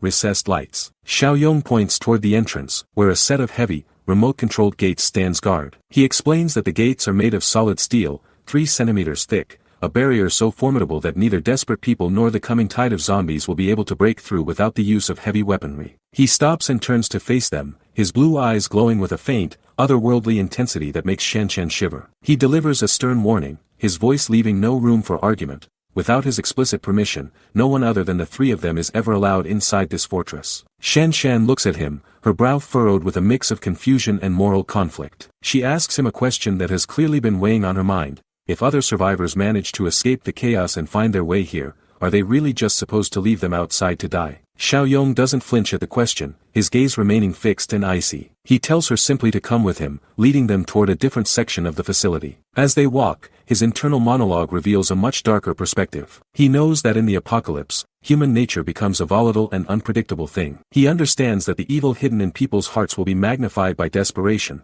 and that having a bleeding heart in a world of monsters is a luxury that will only get them killed. They reach an elevated walkway that overlooks a vast, fenced-in courtyard filled with shipping containers and industrial equipment. Xiaoyong gestures to the area below, explaining that this is the buffer zone. If he isn't around and survivors come seeking help, this area can provide them with temporary shelter without compromising the integrity of the main fortress. He turns back to Shanshan, his expression hardening again as he demands to know if she understands the necessity of these rules. He emphasizes that until he returns from his next task, they must never, under any circumstances, let anyone inside the inner sanctum. Shanshan, cowed by the intensity of his gaze, can only nod and whisper that she understands. Xiaoyong's demeanor softens just a fraction as he tells them he will show them the food storage next, explaining how the supplies will be rationed out to ensure their long-term survival. They enter a massive warehouse space, the shelves stacked high with crates and boxes that seem to stretch on forever. Xiaoyong stands in the center of the room, a sense of grim satisfaction washing over him as he realizes that his preparations are finally complete. Suddenly, a strange, ethereal light begins to flicker around his eyes. He activates a unique ability, the mind's eye. As he looks at Shanshan and her grandfather, 2 glowing green icons appear above their heads, shaped like smiling faces. He notes to himself with a sense of relief that this is a sign of absolute trust, the first time such a marker has appeared in this life. He knows that in the world to come, trust is a currency more valuable than gold. He turns his attention back to the physical world, declaring that while food is essential, weapons are the most important thing for surviving the apocalypse. He raises his hand, and the peculiar ring on his finger begins to glow with a brilliant, golden light. With a sharp, digital crackle, the air in front of him begins to distort, pixelated blocks of light manifesting and coalescing into solid forms. Within seconds, a heavy crate appears on the floor, filled with a variety of lethal equipment. He reaches into the crate and pulls out a high-tech crossbow and a rugged shotgun, handing them to his companions. He tells them with a chilling seriousness that they must ensure these weapons stay under their control and never fall into the hands of anyone else. The grandfather grips the shotgun, his hands trembling slightly as he promises that he will guard them with his life. Just as the tension in the room reaches its peak, a sharp,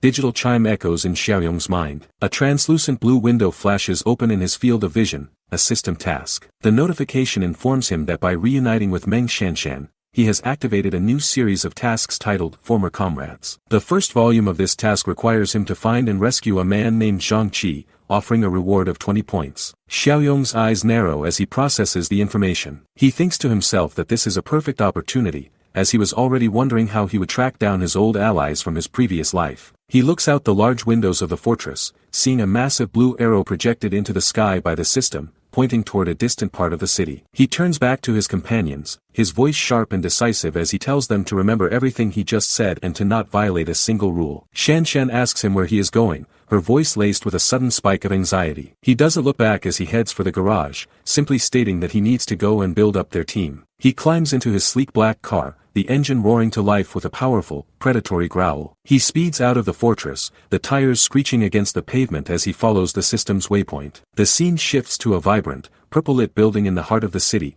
a KTV karaoke bar. Inside one of the private rooms, the atmosphere is thick with the smell of alcohol and the sound of off-key singing. A group of young men are celebrating, their faces flushed with drink. One of them, a silver-haired youth named Zhang Qi, is being urged by his friend to give him a hug if he needs to cry, the group laughing and joking in the way only college students can. The table in front of them is cluttered with beer bottles, snacks, and a half-eaten birthday cake. Zhang Qi stands up, stumbling slightly as he announces he needs to head to the restroom. His friend mocks him, asking if he's waiting on someone or if he just has a weak bladder. Zhang Qi flips him off with a grin and heads for the door. As he and his friend step out into the hallway, they accidentally bump into a woman in a red dress who is walking with a tall, aggressive-looking man in a suit. The man, whose face is scarred and twisted in a permanent sneer, immediately explodes in rage. Zhang Qi tries to apologize, his voice frantic as he says it was his mistake, but the man isn't interested in excuses. He calls Zhang Qi a little punk and asks if he even knows how to watch where he's going. Before Zhang Qi can react, the man delivers a brutal, lightning-fast kick to his stomach. The force of the blow sends Zhang Qi flying backward, his body slamming into the wall with a sickening thud. He collapses to the floor, gasping for air as his friend rushes to his side,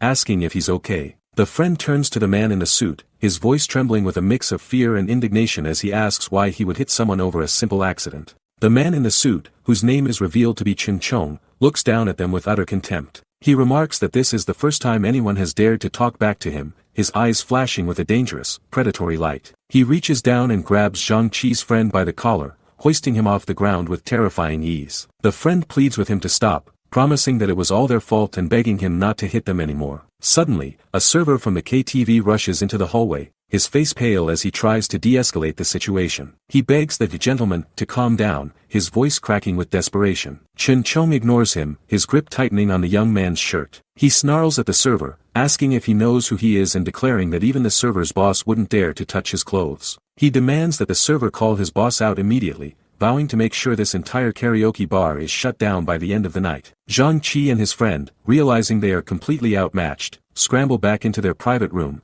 their breath coming in ragged gasps. Their other friends inside the room are stunned, one of them standing up and demanding to know why they didn't fight back. He boasts that their mechanical engineering class has never backed down from a fight and offers to call in the rest of the department to take the guy down. Zhang Qi, still clutching his stomach, tells them to forget it, noting that they only have a year left until graduation and shouldn't go looking for trouble. He tries to put on a brave face, telling everyone to keep the music playing and to keep dancing. But the peace is short-lived. The door to the private room is kicked open with a violent crash, and Chen Chong walks in, flanked by several of his thugs. The music cuts out, replaced by a heavy, suffocating silence. Zhang Qi and his friends freeze, their eyes wide with terror as they realize the nightmare isn't over. Chen Chong looks around the room, a cruel smile playing across his lips. He points a finger at Zhang Qi and his friend, confirming to his companions that these are the ones who disrespected him. He barks an order to his thugs to grab them. The thugs move in, their faces masks of petty malice. They force Zhang Qi and his friends to their knees,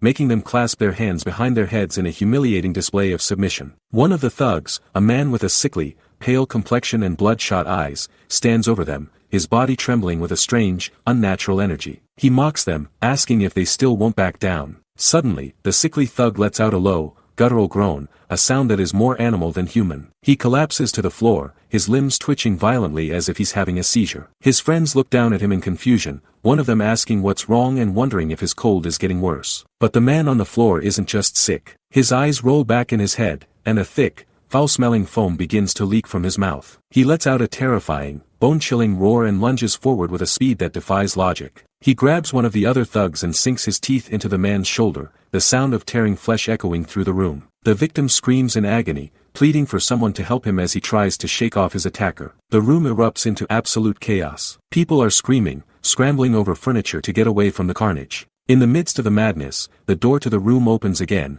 and Jiang Xiaoyong walks in. He takes in the scene with a clinical detachment, his eyes locking onto the mutated thug who is now pinning another man to the floor. Xiaoyong moves with the grace of a shadow, appearing behind the zombie in an instant. He reaches out and grips the creature by the back of the neck, his hand moving with the strength of a vice. With a single, fluid motion, he slams the zombie's head into the wall, the impact shattering the plaster and sending cracked spiderwebbing across the surface. The zombie is pinned firmly in place, its limbs flailing uselessly. The remaining human thugs are frozen in shock, unable to comprehend the level of power they are witnessing. One of them stammers, asking who the hell Xiaoyong is. Xiaoyong ignores him, his gaze turning toward Zhang Qi. He asks his old comrade if he was bitten during the struggle. Zhang Qi, still reeling from the shock, manages to stammer out that he wasn't, his eyes wide with awe and confusion. Xiaoyong nods, his expression hardening as he looks back at the pinned zombie. He remarks with a chilling logic that judging by the creature's behavior, it was likely already infected, and since the other man was bitten so close to his head,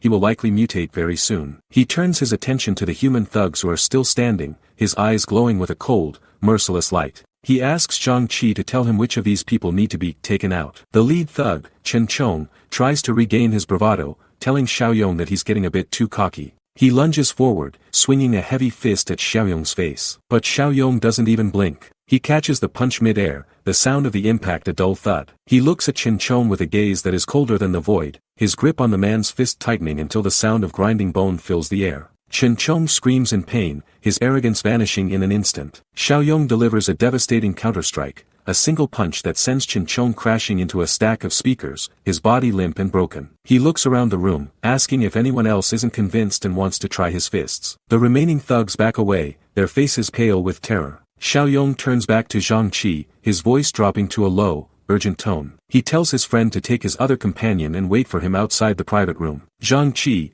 sensing the absolute authority in Xiaoyong's voice, can only nod and scramble toward the exit, helping his injured friend along. As they leave, the man who was bitten by the zombie begins to twitch on the floor, his eyes turning a milky, sightless white. He lets out a roar of his own and lunges at his former friends. Xiaoyong watches the scene for a moment, a grim smile touching his lips. He mutters to himself that it's a good thing zombies haven't figured out how to open doors yet. He steps out of the room and slams the door shut, the sound of the heavy latch clicking into place echoing through the hallway. He turns to a group of KTV staff who have gathered nearby, their faces masks of confusion and fear. He tells them with a sharp, commanding tone to lock this door completely and to not let anyone inside under any circumstances. He instructs them to call the police and the hospital immediately, telling them that there is a patient with a highly contagious rabid flu inside the room. The staff members look at each other, one of them stammering the words rabid flu, as if trying to process a foreign language. Xiaoyong barks at them to just do it, his intensity finally spurring them into action. One of the staff members pulls out a key and locks the door, his hands shaking so much he can barely fit the metal into the slot.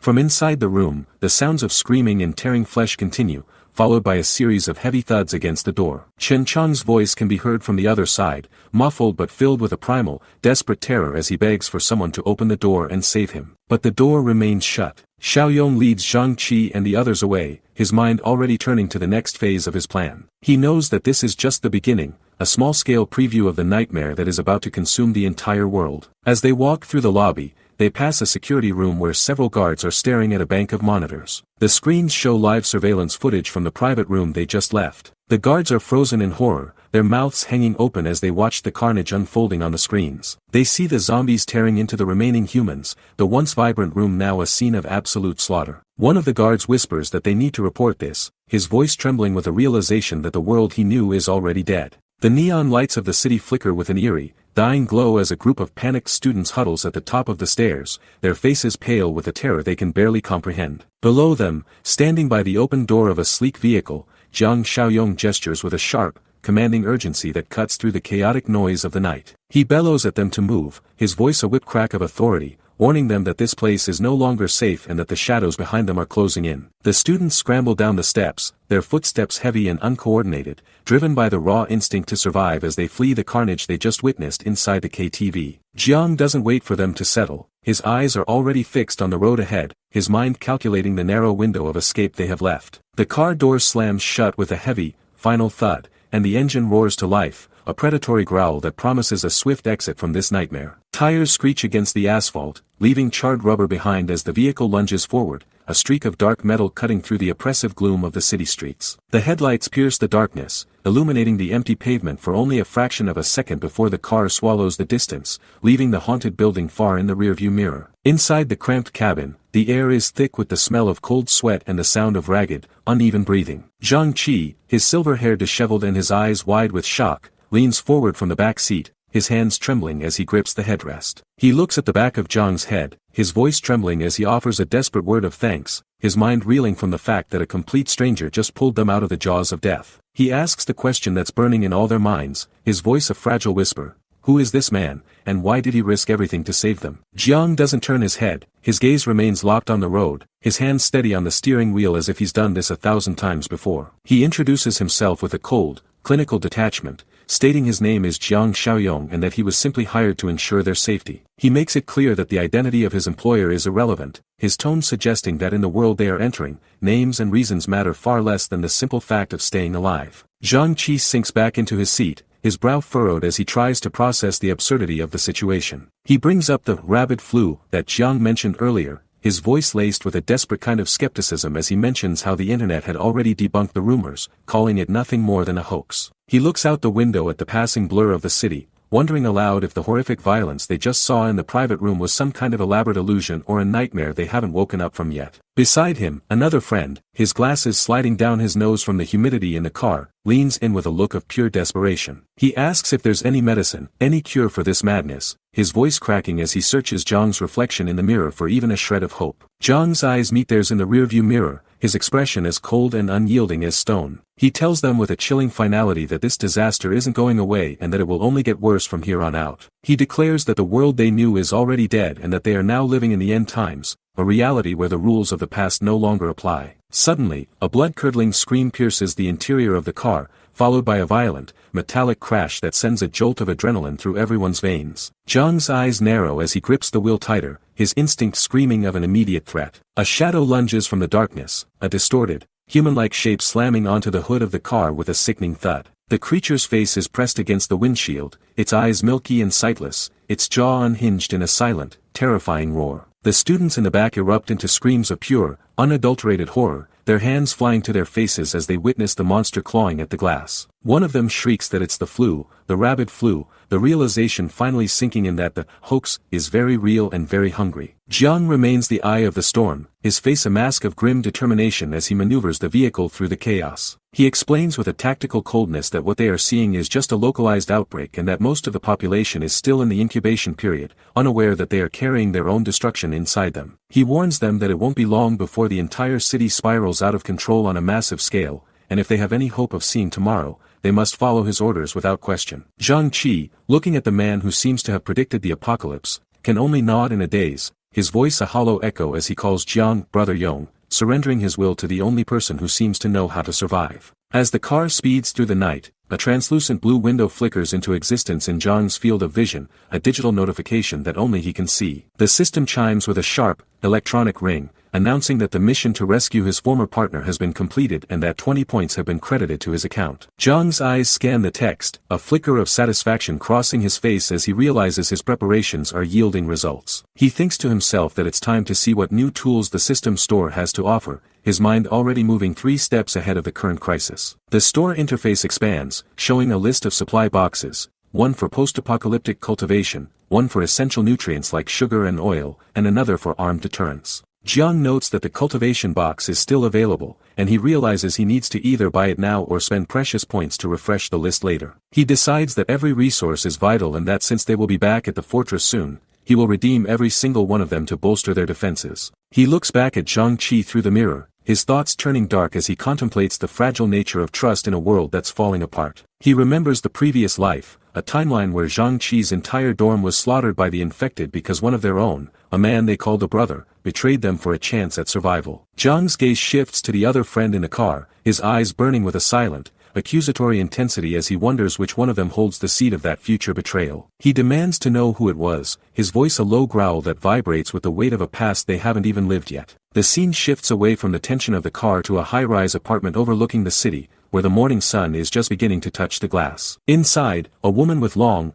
dark hair stands by a window, her silhouette framed by the luxury of her surroundings. She is on the phone, her voice honeyed and manipulative as she speaks to someone she calls Honey, asking about the delivery of supplies she was promised. She mentions how chaotic it's becoming outside and how she's too terrified to even step foot in a supermarket, her words painting a picture of a helpless victim. On the other end of the line, a man's voice reassures her, promising to send everything over as soon as he's finished with his current business. Suddenly, a series of heavy, aggressive thuds echo through her apartment, the sound of someone pounding on her front door with a violence that makes her heart skip a beat. She gasps, her eyes wide with a sudden spike of anxiety as she tells the man on the phone that she has to go. She approaches the door with trembling steps, her breath hitching in her throat as she peers through the tiny glass of the peephole. Her tension breaks when she sees a familiar face on the other side, and she pulls the door open, snapping at her friend for knocking so hard and scaring her half to death. The friend, a woman with sharp features and a worried expression, brushes past her into the apartment, her voice frantic as she delivers the news. She tells her that old Lou from the first floor was taken away by the police and an ambulance earlier that morning,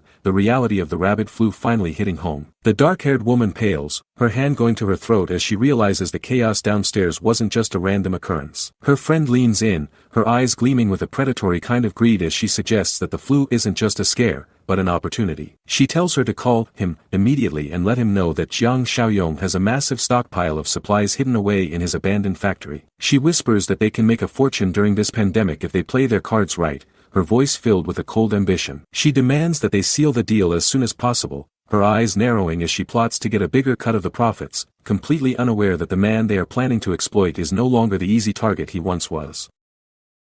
As the first light of a dying sun breaks over the horizon, the true scale of the fortress comes into view. A sleek black vehicle screeches to a halt before the massive, reinforced gates of an industrial complex that looks more like a medieval castle than a factory. The tires kick up a cloud of dust and grit, the engines growl echoing off the cold concrete walls. This is the sanctuary Jiang has prepared, a bastion of steel and stone designed to withstand the coming storm. The students inside the car press their faces against the glass, their eyes wide with a mixture of terror and awe. They've spent the last few hours fleeing for their lives, and the sight of such a formidable structure feels like a miracle they don't quite believe in yet. Zhang Qi steps out of the car, his legs trembling as he takes in the sheer height of the walls and the barbed wire glinting under the moonlight. He mutters under his breath that the place is unbelievable, a literal fortress in the middle of a nightmare. He looks at Jiang, who is already walking toward the entrance with a calm, practiced gait. The weight of the moment is crushing, the silence of the surrounding wasteland amplified by the heavy thud of their own heartbeats. Jiang doesn't turn back to look at them. He knows they are following,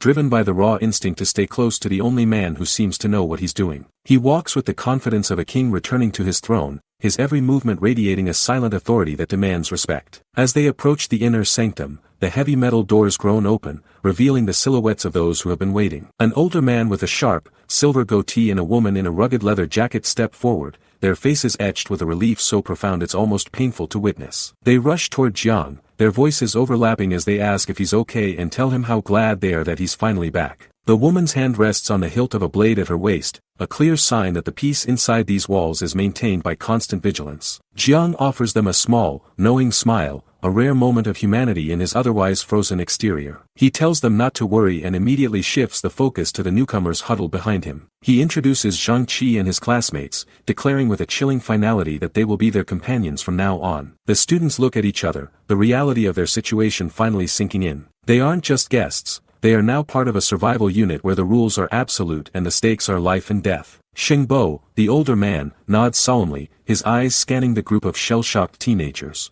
Jiang instructs him to take a few of the guys and show them around, making it clear that they need to understand the regulations of the fortress immediately. There is no room for error here, and Jiang's tone suggests that any deviation from the rules will be met with swift consequences. One of the students, a young man with thick glasses, looks around the sterile, industrial hallway with a growing sense of unease. He whispers to his friend, asking why the place feels less like a refuge and more like a high-security detention center in northern Myanmar. His voice is laced with a desperate kind of suspicion, his mind already looking for the hidden catch in Zhang's offer of safety. Another student, Yiming, steps forward with a forced boldness, his eyes darting toward the weapons Shengbo is carrying. He asks if they can be issued weapons too, claiming they want to contribute to the defense of the facility. It's a transparent power play, a move born of the fear that being unarmed makes them nothing more than cattle. Zhang's gaze flickers toward him, a cold, blue intensity that seems to strip away Yiming's bravado. A more level-headed student quickly intervenes, grabbing Yiming's arm and whispering for him to shut up. He warns that they just got here and need to earn trust before asking for guns. The tension in the hallway is thick enough to choke on,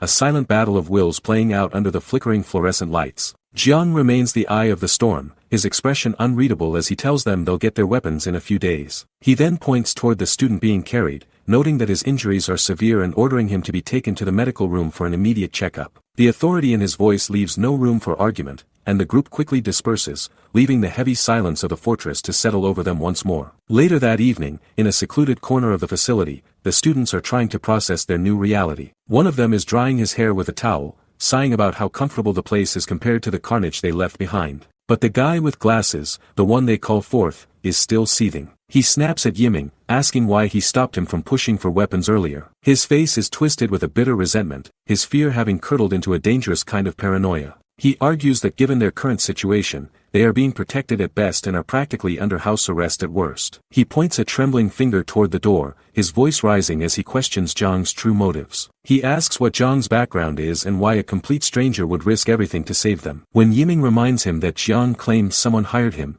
Fourth scoffed. He demands to know who hired him, pointing out that Jiang won't even give a name. He suggests that Jiang is lying and that they are walking into a trap. His eyes fixate on the medical room, his voice dropping to a dark, conspiratorial whisper. He points out how secure the room is, claiming it's more like a prison than a clinic. He throws out a horrifying theory, that Jiang is planning to harvest their injured friend's organs. The suggestion hangs in the air like a foul mist, poisoning the minds of the others. Fourth declares that they need to strike first before Jiang can make his move. When his friend hesitates, worried about betraying the man who saved them, Fourth's expression turns predatory. He sneers that he'd rather betray the world than let the world betray him. He outlines a plan to take over the fortress and seize control, pointing out that besides Jiang, there's only an old man and a young girl. He suggests they capture them while Jiang is away, his eyes gleaming with a cold, ambitious light. He even casts a disgusting look toward Shanshan, suggesting they could use her for their own amusement once they are in charge. The silence that follows is deafening, his friend staring at him with a mixture of shock and daze. Realizing he's pushed too far,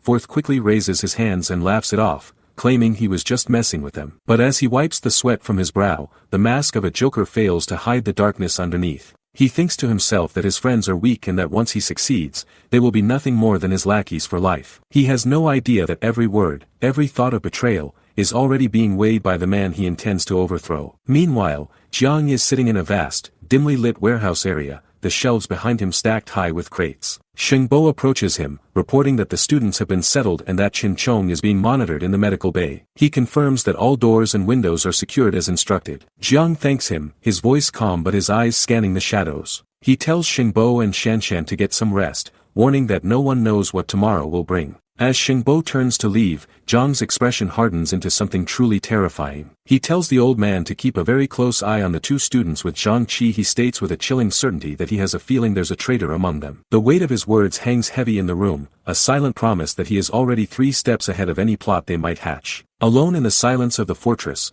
Jiang stands in the center of the massive room, the blue moonlight filtering through the high windows. Suddenly, a translucent blue window flickers into existence before him, the digital interface of the system glowing with an ethereal light. It's time to prepare for the next phase. He navigates the system store, his eyes scanning the available supply boxes. He taps on the Apocalypse Farmer box, and a notification chimes, 2 points deducted, current points 18. He doesn't stop there. He redeems the sugar, oil, and protein box for 5 points, and then the armed deterrent box for another 5. His point total drops to 8, but the air around him begins to vibrate with power. A blinding light erupts in the center of the warehouse as the rewards materialize. The system lists the haul: 50 corn seeds, 200 kilograms of starch sausage, 100 kilograms of braised pork, 50 boxes of pickled cabbage noodles, and 1,500 rounds of 9mm ammunition. A massive mountain of crates and boxes now fills the space, a literal treasure trove in a world where a single can of food will soon be worth a human life. Jiang looks at the supplies, a flicker of satisfaction crossing his face. He knows that while money is currently losing its value, these resources are invaluable. He is building more than a fortress. He is building an empire,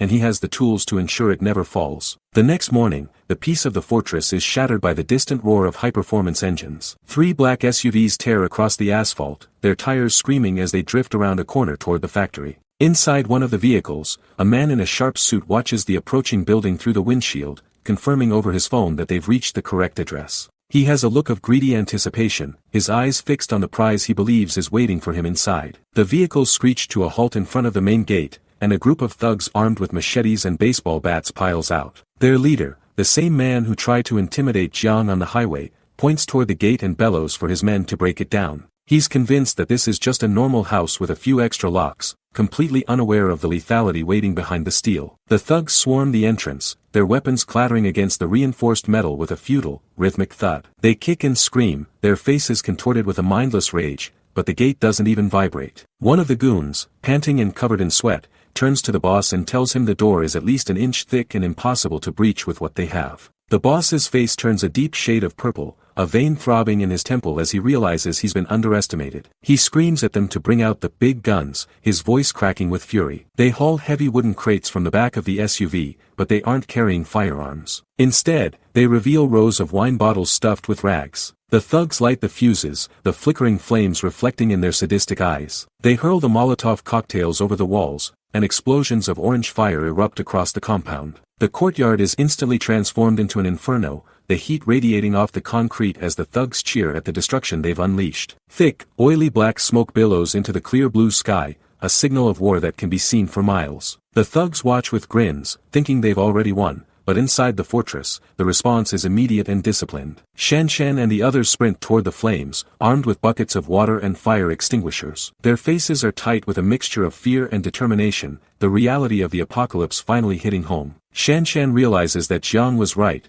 the disaster hasn't even fully struck, and people are already committing atrocities. She throws a bucket of water onto the base of a fire, her eyes fixed on the tower where she knows Jiang is moving into position. Jiang Xiaoyong appears on the balcony of the watchtower, his face a mask of cold, clinical fury. He grips a heavy automatic rifle, the metal gleaming under the morning sun. Beside him, Shengbo looks down at the attackers, his eyes widening as he recognizes the leader. He tells Jiang it's the same bastard who was messing with them on the highway. Below, the thugs spot the movement on the tower. The leader points up, his voice a jagged edge of hatred as he screams for the little bastard to come out or he'll burn the whole doghouse to the ground. He's arrogant, fueled by the belief that his numbers and his fire give him the upper hand. Jiang looks down at him with utter contempt, his blue eyes devoid of any mercy. He calmly tells them they have 5 minutes to bring their lackeys and get lost. The thugs erupt into mocking laughter, insulted by the threat from a man they think is trapped. They yell about the power of their boss and prepare to light another round of Molotovs, their movements sloppy and overconfident. A system notification flashes in Jiang's vision,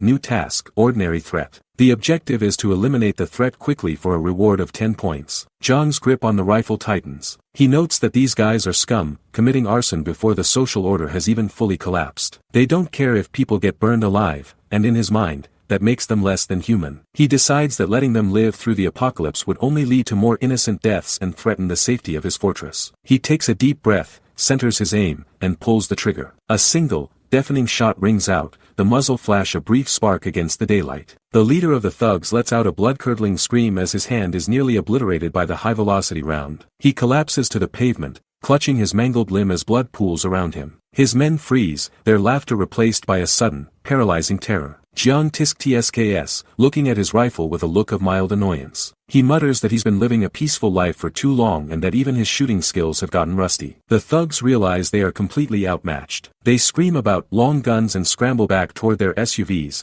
their bravado vanishing in an instant. They beg for cover, their voices high and frantic as they try to retreat from the rain of lead they know is coming. Jiang isn't about to let them leave. He wants to finish today's business today, his hatred for waiting driving his next move. He opens fire again, a continuous, rhythmic chatter that shreds the air. The thugs are cut down as they try to pile into their vehicles, the bullets punching through the thin metal of the SUVs like paper. The leader is hauled into the back of one of the cars as they desperately try to peel away, the tires screeching in a frantic bid for escape. Shengbo watches in awe as Jiang continues to fire, his movements fluid and professional. The bullets find their marks with terrifying precision, shattering the back window of the retreating SUV and sending sparks flying from the engine block. Jiang reloads with a practiced ease, the empty magazine clattering against the floor of the tower. Shengbo is stunned, realizing that Jiang's proficiency is better than most of the elite soldiers he served with. He looks at the young man, wondering what kind of background could produce such a lethal survivor. The SUV finally screeches to a halt a few hundred yards away,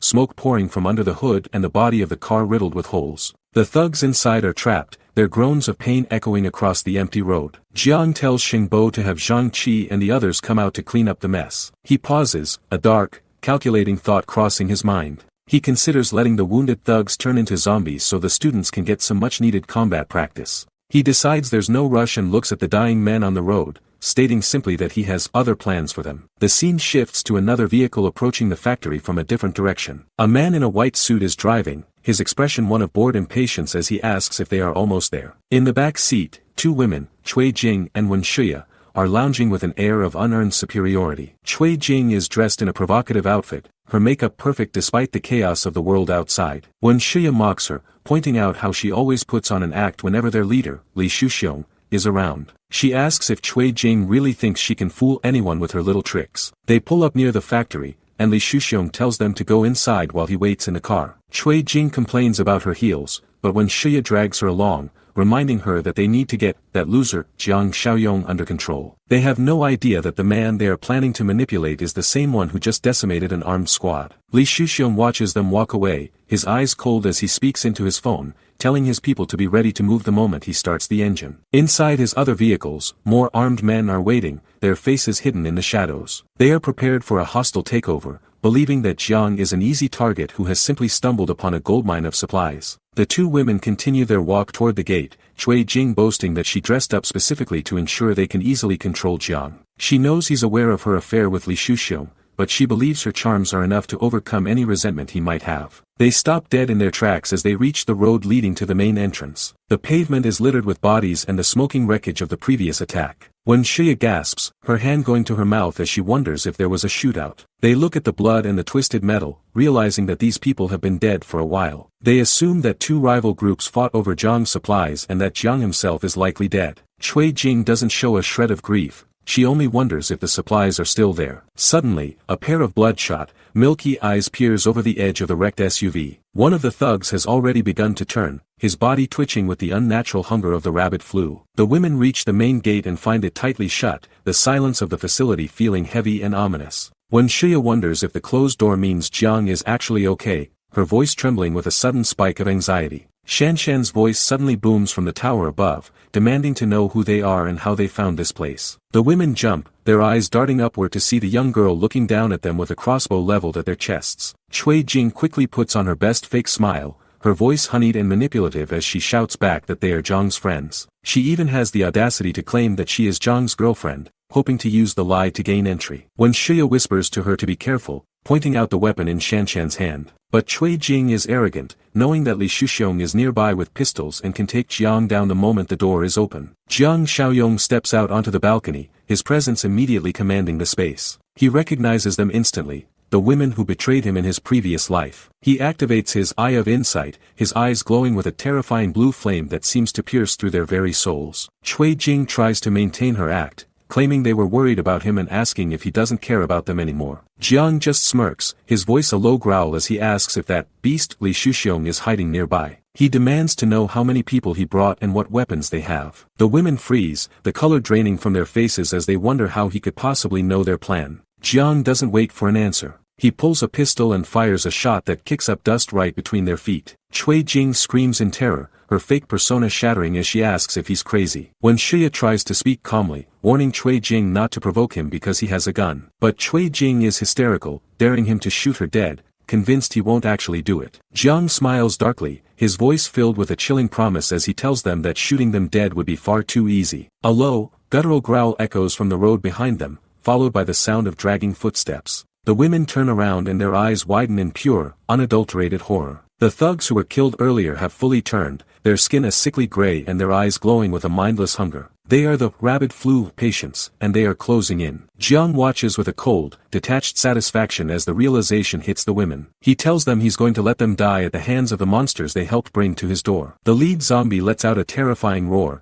its jaw unhinged as it lunges toward them. The women scream and sprint toward the car, their heels clicking frantically against the asphalt as they beg Li Shuxiong to save them. Li Shuxiong sees the horde of undead and the look of pure lethality on Zhang's face. He doesn't hesitate for a single second. He screams into his radio for his men to turn around and floors the accelerator. The tires screech as he peels away, leaving the women screaming in the dust. They reach for the door handles of the retreating car, their faces masks of desperation as their honey abandons them to a gruesome, agonizing fate. The last thing they see is the cold, unwavering gaze of Jiang Xiaoyong watching from above as the darkness finally catches up to them. The betrayal is absolute, a jagged blade twisted in the backs of those who thought they were safe under his protection. Behind the retreating vehicle, a pack of shadows detaches itself from the gloom, moving with an unnatural, jerky speed that defies human biology. These aren't just people anymore, they are the physical manifestation of a world that has finally broken. Cui Jing's voice shatters the air, a high-pitched, jagged scream of pure desperation as she realizes the man she relied on has discarded her like trash. She bellows his name, her throat raw,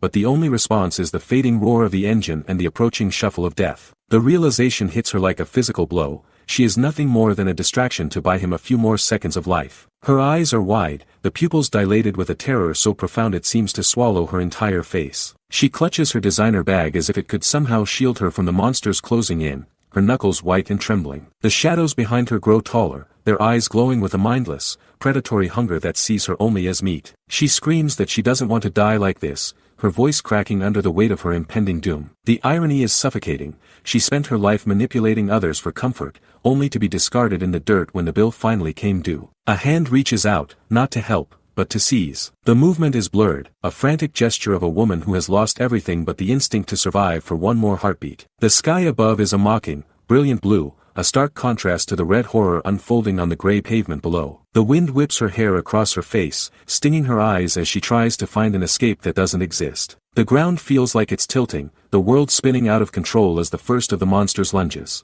A dark, heavy strap flies through the air, a useless piece of leather that once symbolized status, now just another piece of debris in the kill zone. The monsters are a blur of gray skin and tattered clothes, their movements a sickening parody of the people they used to be. They don't feel pain, they don't feel pity, and they certainly don't care about her screams. Cui Jing's face is a mask of pure, unadulterated agony as she is forced to confront the reality of her choices. She is alone in a world that has no room for the weak or the treacherous. The first monster's hand is inches from her, its fingers gnarled and stained with the blood of its previous victims. The air is thick with the smell of decay and the metallic tang of fear, a scent that only drives the creatures into a deeper frenzy. She trips, her heels catching on the uneven road, sending her sprawling onto the cold, unforgiving concrete. The impact jars her bones, but the pain is nothing compared to the cold dread pooling in her stomach. She looks up, and for the first time, she sees her death clearly. The lead monster lets out a terrifying, guttural roar, its jaw unhinged and its teeth bared in a permanent snarl of hunger. It's not just one,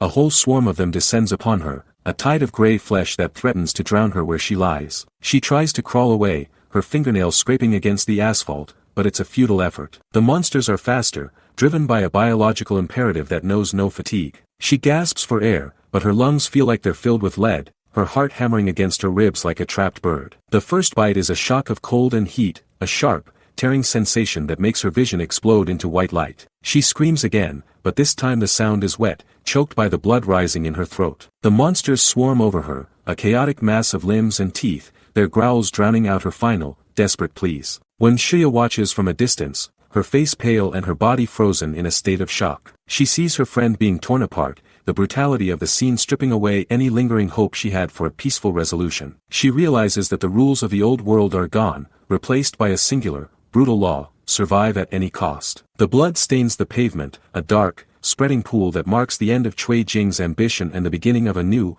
darker era. When Shia turns and runs, her breath coming in ragged gasps as she tries to put as much distance as possible between herself and the feeding frenzy. She doesn't look back, she can't look back, because she knows that if she does, the terror will paralyze her. The monsters continue their feast, their mindless hunger finally satisfied for a brief, bloody moment. High above, on the reinforced balcony of the fortress, Jiang Xiaoyong watches the scene with a detached, clinical intensity. He doesn't feel pity for the woman dying in the street, he only sees a threat that has been neutralized. A translucent blue window flickers into existence before his eyes, the digital interface of the system glowing with a cold, ethereal light. The notification is simple and final: task, ordinary threat eliminated. System points plus 10. Current points, 18. For Jiang, this isn't a tragedy, it's a transaction. Every death is just another step toward his own survival, another resource to be managed in a grand game of the apocalypse. Shen stands beside him, her hand covering her mouth as she tries to process the horror she just witnessed. Her eyes are wide with a mixture of fear and awe,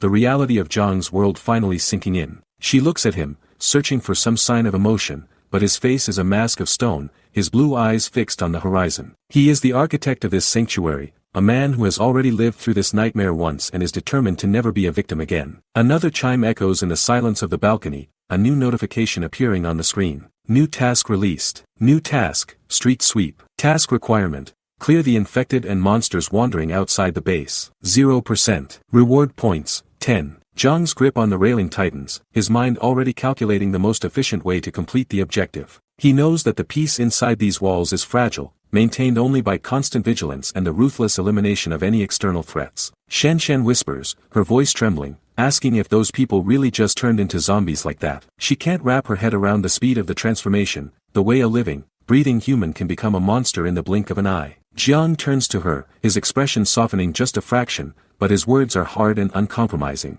He explains that it is officially the apocalypse now, and the air itself is thick with alien infection sources. He tells her that the dead exposed outdoors will quickly mutate, and even the living are at high risk if they are injured or have weak constitutions. His voice is steady, a calm anchor in the middle of the storm, but the information he delivers is terrifying. He is a man who knows the secrets of the end times, and he is sharing them with her not to scare her, but to prepare her. Shan looks down at her own hands, the realization that she is breathing in the very thing that turned those people into monsters making her skin crawl. She asks what they should do, her eyes searching his for guidance. Jiang looks out over the wasteland, his gaze piercing the smoke and the shadows. He tells her that they need to adapt, to become stronger than the infection that seeks to claim them. He declares that it's time to call everyone together for a meeting. The authority in his voice is absolute, a command that demands immediate obedience. He turns and walks back into the fortress, his every movement radiating a silent power that makes the heavy steel doors seem like mere toys in his hands. Inside the main hall, the students are gathered around a large wooden table, their faces etched with a mixture of exhaustion and anxiety. The room is dimly lit, the shadows stretching long across the floor as the sun begins to set. Jiang stands at the head of the table, his presence commanding the space. He looks at each of them, his eyes scanning for any sign of weakness or betrayal. He tells them that for the next 2 days,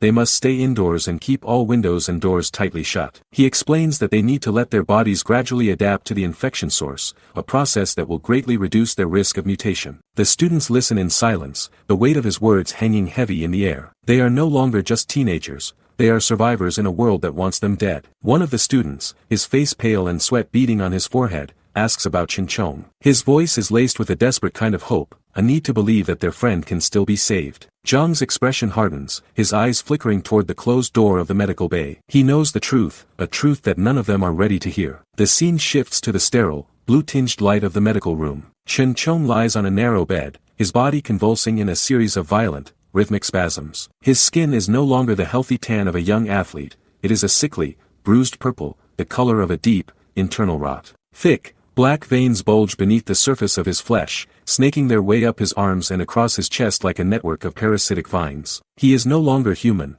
he is a vessel for the virus, a cocoon for the monster that is about to emerge. His eyes are rolled back in his head, showing only the whites, and a low, guttural growl vibrates in his throat. The sound is primal, a noise that has no place in a civilized world. The purple discoloration spreads to his neck and face, his features twisting into a mask of mindless rage. He is the first of their group to fall, a grim reminder of the stakes they are playing for. Back in the city, the chaos has reached a fever pitch. A massive skyscraper stands against the sky, thick plumes of black smoke billowing from its upper floors like funeral pyres. The streets below are a war zone, a tangled mess of abandoned cars and fleeing people. A yellow taxi sits smashed against a concrete barrier, its windshield shattered and its driver nowhere to be seen. People are climbing over walls, their faces masks of desperation as they try to escape the invisible death that stalks the air. It is complete and utter chaos, the social order collapsing in a matter of hours. In a small, cramped apartment, a man named Yang Tao stands by a window, his face etched with a grim determination. He looks out at the burning city, his heart heavy with the knowledge of what he must do. He turns to his wife, Xiaoli, and their young son, Shuai, his voice low and urgent. He tells them that he needs to go to the warehouse tonight to bring back the remaining supplies. He knows that food and water will soon be more valuable than gold,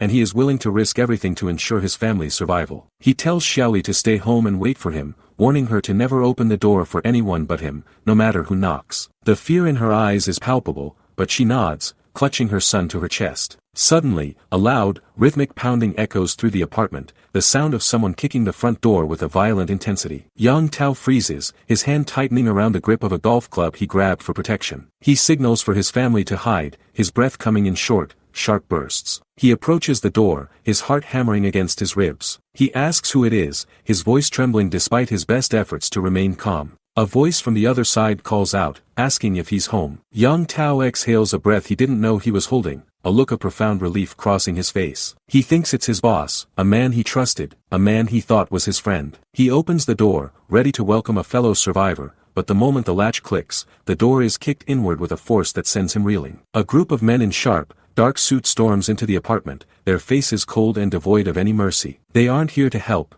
they are here to take. Yang Tao is tackled to the ground, the golf club clattering uselessly across the floor. He is pinned down by a man with a cruel, mocking smile, his face pressed against the cold tiles. He gasps, asking what the hell is going on, reminding them that he always treated them well. The leader of the group, a man with sharp features and eyes like flint, sneers down at him. He tells Yang Tao that in his eyes, he was never anything more than a lapdog. He demands the warehouse keys and the address, his voice a low, dangerous growl. Yang Tao remains silent, his jaw set in a defiant snarl. He knows that if he gives them the keys, his family will have nothing. The boss's smile widens, a predatory glint in his eyes. He looks over at Xiaoli and Shuai, who are huddled in the corner, their faces pale with terror. He tells Yang Tao that he's still acting tough, but he wonders how long that will last. He reaches out and grabs Xiaoli by the hair, dragging her toward the center of the room. She screams, her hands clawing at his arm, but he is too strong. Shuai cries out, his small voice filled with a heartbreaking desperation as he tries to pull his mother away. The boss kicks the boy aside, a casual,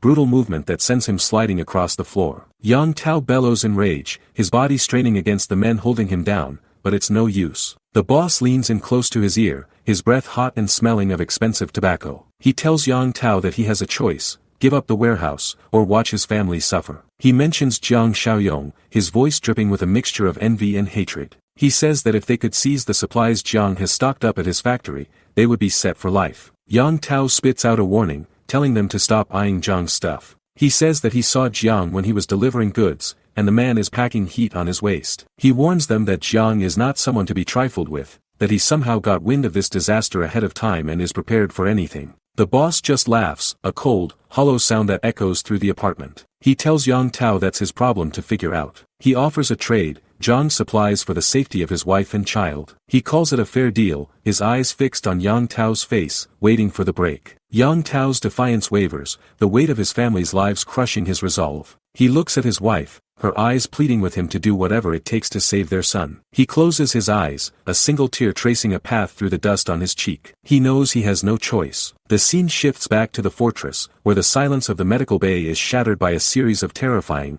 inhuman roars. Chen Chong has fully turned, his body a twisted, muscular version of its former self. He strains against the restraints, the metal bed frame groaning under the pressure of his unnatural strength. The students stand in the doorway, their faces masks of pure horror. They see their friend, the person they laughed with and studied with, transformed into a mindless killing machine. Jiang Xiaoyong stands in front of them, his expression unreadable. He pulls a long, sharp knife from a sheath at his waist and holds it out to one of the students. He tells him to take it and finish him off. The student, a young man with thick glasses and trembling hands, looks at the knife as if it were a poisonous snake. He can't do it, he can't kill his friend. Jiang's voice is cold and demanding. He asks if he hasn't always wanted a weapon, if he hasn't always wanted the power to protect himself. He tells him that Chen Chong is already dead, and if they don't end him now, he will break free and put everyone else in danger. The student shakes his head, his eyes filling with tears. He cries out that Chen Chong is their brother, that they can't just give up on him without even trying. Jiang doesn't blink. He tells them that once the virus hits, there is no recovery. He is a man who has seen 1,000 Chen Chongs fall, and he knows that mercy in this world is just another word for suicide. Another student, Zhang Qi, steps forward, his face pale but his eyes filled with a grim resolve. He takes the knife from Zhang's hand, his fingers steady despite the chaos around him. He says he'll do it. Jiang looks at him, a flicker of something like respect crossing his face. He asks Zhang Qi if he's thought it through, warning him that once he strikes, he will be a murderer for real. He asks if he's considered the possibility that everything Jiang said was just a trick to manipulate him. Zhang Qi looks Jiang straight in the eye and says he trusts him. He turns toward the bed, the knife glinting in the sterile light. Chen Chong roars again, a sound that seems to vibrate in Zhang Qi's very bones. He raises the knife, his breath coming in short, sharp gasps. He hesitates for a heartbeat, the memory of their friendship flashing through his mind. But then he sees the mindless hunger in Chen Chong's eyes, the way his jaw snaps at the air, and he knows that his friend is truly gone. He plunges the knife down, a single, decisive strike that ends the roar forever. A system notification flashes in Zhang's vision, rare mutated specimen detected. He tells the other students to leave the room, his voice leaving no room for argument. He says that Chen Chong's condition is special and he still has a use for him. The students retreat, their faces pale and their spirits broken. They have just witnessed the death of their innocence, the final end of the world they once knew. Jiang stands alone in the room with the body, his mind already turning to the next phase of his plan. He knows that the rare mutation in Qin Chang's blood could be the key to a new level of power, a way to ensure his fortress remains impregnable. The scene shifts back to Yang Tao, who is driving a sleek black car through the ruins of the city. He is alone, his face a mask of grief and rage. He has given the thugs the information they wanted, but he knows they won't keep their word. He is driving toward the factory, his mind a whirlwind of desperate plans. Suddenly, he loses control of the car, the tires skidding on a patch of oil and blood. The vehicle slams into a concrete pole with a sickening crunch, the airbag deploying in a cloud of white dust. He sits in the wreckage for a moment, his head spinning and his vision blurred. He crawls out of the car, his clothes torn and his body bruised. He looks around, realizing he is in a part of the city he doesn't recognize. The air is thick with smoke, and the sound of distant screams echoes through the empty streets. He curses his luck, his hand going to his head as he tries to steady himself. He knows he can't stay here. The sound of the crash will have attracted every monster in the area. He starts to walk, his movements slow and pained. Suddenly, a shadow moves in the corner of his eye. He turns, his heart leaping into his throat. A zombie is lunging toward him, its eyes milky and its mouth stained with fresh blood. He tries to dodge, but he is too slow. The monster's teeth sink into his arm, a sharp, searing pain that makes him scream in agony. He manages to kick the creature away and grabs a crowbar from the wreckage of his car. He swings with all his might, the heavy metal bar smashing into the zombie's skull with a wet, crunching sound. The creature falls to the ground, its limbs twitching for a moment before going still. Yang Tao stands over it, his breath coming in ragged gasps. He looks down at the bite on his arm, the dark, infected blood already beginning to seep into his veins. He knows what this means. He knows he is running out of time. He starts to run, his desperation driving him forward even as his body begins to fail. He has to reach the factory. He has to find Jiang Xiaoyong. He is the only one who might be able to save him, the only one who knows the secrets of the virus. The scene shifts back to the fortress, where Jiang and the students are gathered outside the main gates. They are all wearing protective gear, heavy leather jackets, reinforced pads, and thick gloves. Jiang is giving them a final briefing, his voice calm and authoritative. He tells them that zombies have no reason, which gives them an explosive power that is much stronger than regular people. He warns them that they are incredibly dangerous and that with their current lack of combat experience, it is too easy to get hurt. He tells them they must wear the protective gear until they gain more experience. The students nod, their faces grim and determined. They are no longer the scared teenagers who arrived a few days ago. They are a unit, a team of hunters ready to take back their world. A zombie appears at the edge of the clearing, its movements jerky and unpredictable. Jiang signals for the students to move in. They attack with a disciplined ferocity, using bats and axes to drive the creature back. They work together, one distracting the monster while the others strike from the sides. It is a brutal, messy business, but they are learning. They are becoming the predators. One of the students, his face splattered with gray blood, asks Jiang how they did. Jiang offers a small, rare smirk, but before he can answer, his eyes widen. He reaches out and grabs a zombie's head that was sneaking up behind the student, his grip like a vice. He twists, a sickening crack echoing through the air, and the creature falls limp. He tells them to never, ever stop observing their surroundings. He warns them that the moment they think they are safe is the moment they will die. Yang Tao watches from the shadows, his heart sinking as he sees the lethal efficiency of Jiang's team. He realizes that he is no longer a man, he is a rover, a monster in the making. He feels the hunger beginning to gnaw at his stomach, the mindless rage beginning to cloud his thoughts. Suddenly, a female zombie lunges from the bushes and grabs his leg, her fingers digging into his flesh. He is pulled down, his scream echoing across the clearing. The monster lunges for his throat, its eyes glowing with a mindless, predatory hunger. The last thing he sees is the cold, unwavering gaze of Jiang Xiaoyong watching from the gates, a man who has already moved on to the next task in a never-ending series of life and death decisions.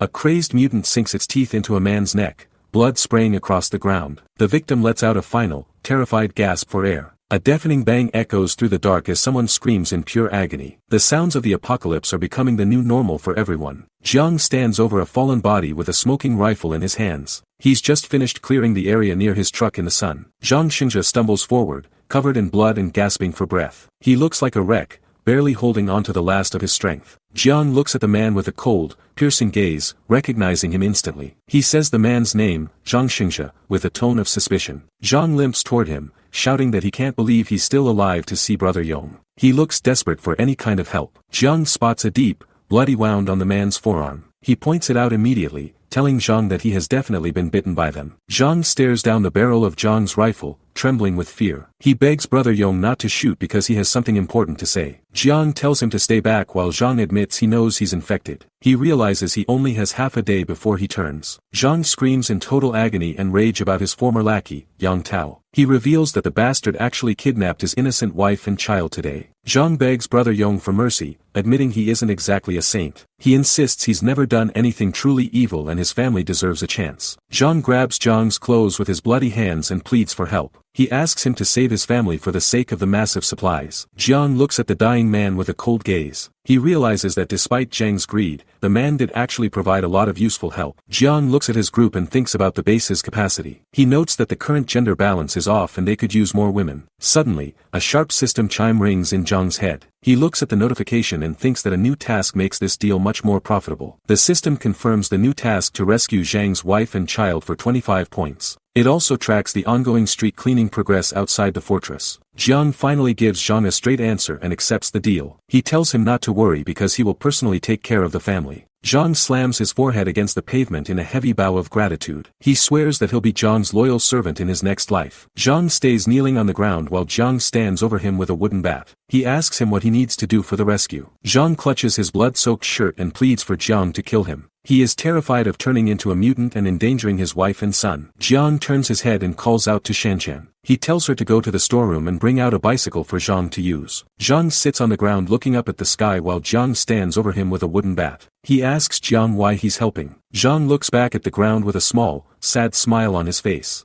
He thanks Brother Yong and says he finally understands what needs happening. The scene pulls back as Zhang starts pedaling away on the bike across the empty lot. He moves quickly toward the buildings in the distance. Zhang hunches over the handlebars and pushes himself to ride faster. The blood from his wounds is still visible on his torn, white office shirt. A tear rolls down Zhang's cheek as he grits his teeth in pain. He looks focused on his final mission to reach his family in time. Jiang stands with his rifle slung over his shoulder, looking at the pile of dead zombies. Shanshan and the other students stand behind him silently. A close-up shows the pale, lifeless face of a zombie on the pavement. Fuel is splashed over the body to prepare for a cleanup by fire. A massive pillar of fire and black smoke erupts into the clear blue sky. Jiang sighs and admits he is completely exhausted after such a long day. Jiang looks at his system screen showing 28 points. He says that a few students can kill a lone zombie now if they use melee weapons. Xingbo and the students look concerned. Jiang warns them that they definitely aren't ready to face a group of zombies or a large horde. Jiang turns his back and walks away with a rifle over his shoulder. He tells everyone to follow him as they head back toward the base. Two vertical blue panels appear against a clear sky during the transition. The group follows Jiang across the paved courtyard of the reinforced factory grounds. Jiang looks at his team walking through the open area below. He calls out Xingbo's name to get his attention before leaving for town. Jiang holds out a silver key in his palm. He tells Xingbo the storeroom has weapons and that he is heading into the city tonight. Xingbo takes the key and looks at Jiang with a serious face. He understands he is responsible for the safety of the entire fortress. Zhang Qi hits his palm with his fist, looking determined. Jiang tells him he'd only be a burden and tells Xingbo he is counting on him. Jiang walks toward his car while the group stands behind him. The sun shines over the base as the team prepares to defend the facility. Jiang sits in the driver's seat of his car, ready to move out. He has an assault rifle, a shotgun, and a sword on the seat. Jiang looks at the translucent blue screen of the system store. He sees 3 empty slots and complains that the store updates are way too slow. He reaches out and taps the manual refresh button for 2 points. He says the current mission is tough, so he needs to refresh for safety. The screen updates with a life-saving supply box and an armed deterrent box for 5 points each. The refresh cost suddenly jumps to 4 points. Jiang looks away with a slight smirk on his face. He notices the cost of refreshing doubled and realizes he has to be careful with points. Jiang stares ahead with glowing blue eyes as he pulls his hoodie strings. He spends 20 points to redeem a level 1 black tech box. A massive explosion of white light fills the inside of the car. The reward from the system manifests right in front of his face. Jiang covers his eyes with his arm to block the blinding glare. He grumbles that the light felt like he just flashbanged himself in the seat. He looks down and sees a large medical syringe filled with glowing blue liquid. He is shocked to find a +5 strength enhancement serum. Jiang immediately plunges the needle into his arm to inject the serum. He starts coughing hard as the powerful chemicals begin to change his DNA. A digital blueprint of a human body appears on a blue screen. His attributes hit 13, making him over 200% stronger than normal humans. The scene shifts away from the warehouse to a wide view of the clear blue sky. Bright white clouds drift over the city as morning begins. Tall apartment complexes tower over the city streets. Inside a quiet room, a decorative plush toy and small colorful ornaments sit on a sunlit shelf. Xiaoli huddles on a rug with her son, Shui, surrounded by toy building blocks. She looks terrified as a man's voice screams about taking everything. Two muscular thugs in business suits suddenly burst through the apartment door. The lead man in the white shirt looks down at the family aggressively. Xiaoli's face twists in total shock as she stares up at the intruders. She screams at the top of her lungs, asking what they're doing. The large man lunges forward and grabs Xiaoli by her waist and leg. She kicks and struggles against his grip, shouting for him to stop. With a brutal tug, the thug rips the front of Xiaoli's brown shirt wide open. The fabric shreds apart as she tries to pull away. A credits page appears featuring the series title and cover art of Jiang Xiaoyong. It lists the translation team and asks readers to support them. Suddenly, a glass window shatters into a million pieces. A man in a suit is thrown backward through the shards as they rain down everywhere. A man with a scar on his forehead and his hair tied back looks over his shoulder. He looks annoyed and asks why everyone is being noisy. The ponytail man tells Li Shuxiong to join them, complaining that he's already distracted. He says the task isn't even finished yet. Li Shuxiong looks back with a dismissive expression. He tells his partner that there isn't a problem since it's not their first time doing this. The ponytail man snaps back that if their target has nothing to lose, he'll fight to the death. He wants to deal with her man first. The group of thugs walks across the floor. Li grumbles about the other guy being a buzzkill and tells him he'll listen for once. In a dark room, a woman sits in silence looking down. A creaking sound effect appears as the door starts to open from the shadows. Outside, the night sky is clear with a white crescent moon. Two dark window frames look out over the quiet, star-filled horizon of the city. A zombie with a rotting face stares blankly into the street. Behind it, car headlights shine as someone stands on the road waving for help. Jiang Xiaoyong grips the steering wheel, looking focused. He notes his stamina is at 13 points, significantly improving his physical reactions and his car control. From high above, Jiang's car speeds down the highway. He weaves between the other vehicles as the bright white lines of the road blur past. The city skyline sits under the moon. A few cars drive toward the distant buildings, completely unaware of the monsters lurking in the dark streets. Jiang pulls his black SUV over to the shoulder of the dark road. He opens the driver's side door and steps out into the night. Jiang stands by the open car door and tells his passengers that driving will attract too much attention. He says they must go on foot. Jiang stops and listens as a loud roar echoes from the nearby trees. His glowing blue eyes sharpen as he senses a monster is close. Suddenly a dark figure lunges at him from the shadows. Jiang moves his arms up quickly to block the strike and keep the creature back. Jiang dodges the first attack and clenches his fist tightly. He throws a fast punch toward the monster's head while moving with high-speed force. His fist connects squarely with the attacker's face. The force of the blow sends the creature flying backward as it lets out a shocked gasp. Jiang doesn't stop and follows up with another heavy strike. He slams his hand down onto the monster to finish it off in the street. He raises his hand and looks at his glowing ring as digital pixels swirl around his arm. He stares out at the moonlit night sky. Jiang takes off running down the center of the empty city street. He moves like a blur past the tall buildings and abandoned cars ahead. A massive purple sound effect fills the screen as Jiang continues his sprint. He is moving toward his next objective at a very high speed. Jiang stands over a dead zombie on the dark road with his knife drawn. He notes that his strength and reflexes are now completely overpowering these monsters. Looking down at the corpse, Jiang grips his blade tightly while standing in the moonlight. He realizes he has more than twice the physical power of an average person. Jiang looks around and sees the path is blocked by debris. His system scanning tells him that his objective is still about 800 meters away from here. A blue system notification pops up against a background of yellow caution tape. It says he has triggered an encounter mission, which is a random event. Inside a dark convenience store, several survivors watch the glass entrance nervously. Outside, the silhouettes of several zombies are pressed up against the front windows. A young man crouched near the crates looks up at his father in fear. He asks if they are really going to die in this store. The father tells his son not to worry because those bastards cannot get inside. He claims that worst case, they will just be reunited with his mom. A man in a blue uniform turns and yells at Old Song for speaking without thinking. He says that kind of talk is really messing things up. The uniformed man looks toward the door with sweat on his face while feeling tense. He wonders if they really are going to die here today. Suddenly, the front glass shatters with a loud crash as the zombies force their way inside. The survivors stare in horror as their only protection breaks. A heavy object slams into a body with a massive thud. The impact sends dark debris flying everywhere as something crashes through the shattered store entrance. One man screams in terror while flying backward into the store shelving. His companion watches with wide eyes as the chaos breaks into their area. Silence briefly returns to the dark interior of the supermarket. Glass shards remain scattered across the floor near the entrance where the barrier just failed. The security officer looks panicked and tells the woman to stay quiet. He whispers for her to not make any noise while they hide. They huddle behind the tall shelves of the supermarket aisles. The blue lighting of the store makes everything look cold while they wait in fear. A man lies dead face down on the cold pavement. Below him, the students grip their metal pipes and bats while staring at the gruesome scene. One student looks at the body and asks who could have done this. He screams that it must have been a mutant that killed him. The other student grips his rebar and asks what exactly a mutant is. He looks confused and scared as they stand in the dark aisle. The guard raises his pistol and points it toward the darkness. He says that people who are always afraid end up at the bottom. He tells everyone to keep a close watch on their surroundings. He warns them that they don't want the mutant to ambush them from behind. Jiang leads the group down the street from a high angle. He shouts for everyone to watch their own direction before someone suddenly yells for them to stop. Two large speech bubbles appear over the empty street. One person asks what is going on, while another screams out, asking what that thing is. Jiang stands in his gray hoodie looking alert while the group pauses. Behind him, two men in police uniforms emerge with their pistols drawn and aimed. One of the officers looks closely at Jiang's face. He tells his partner that the kid looks more like a survivor than a monster to him. Jiang smirks and laughs at the mention of mutants. He tells the officer he has a big imagination and says mutants aren't exactly common yet. The police officer lowers his guard slightly and looks at Jiang.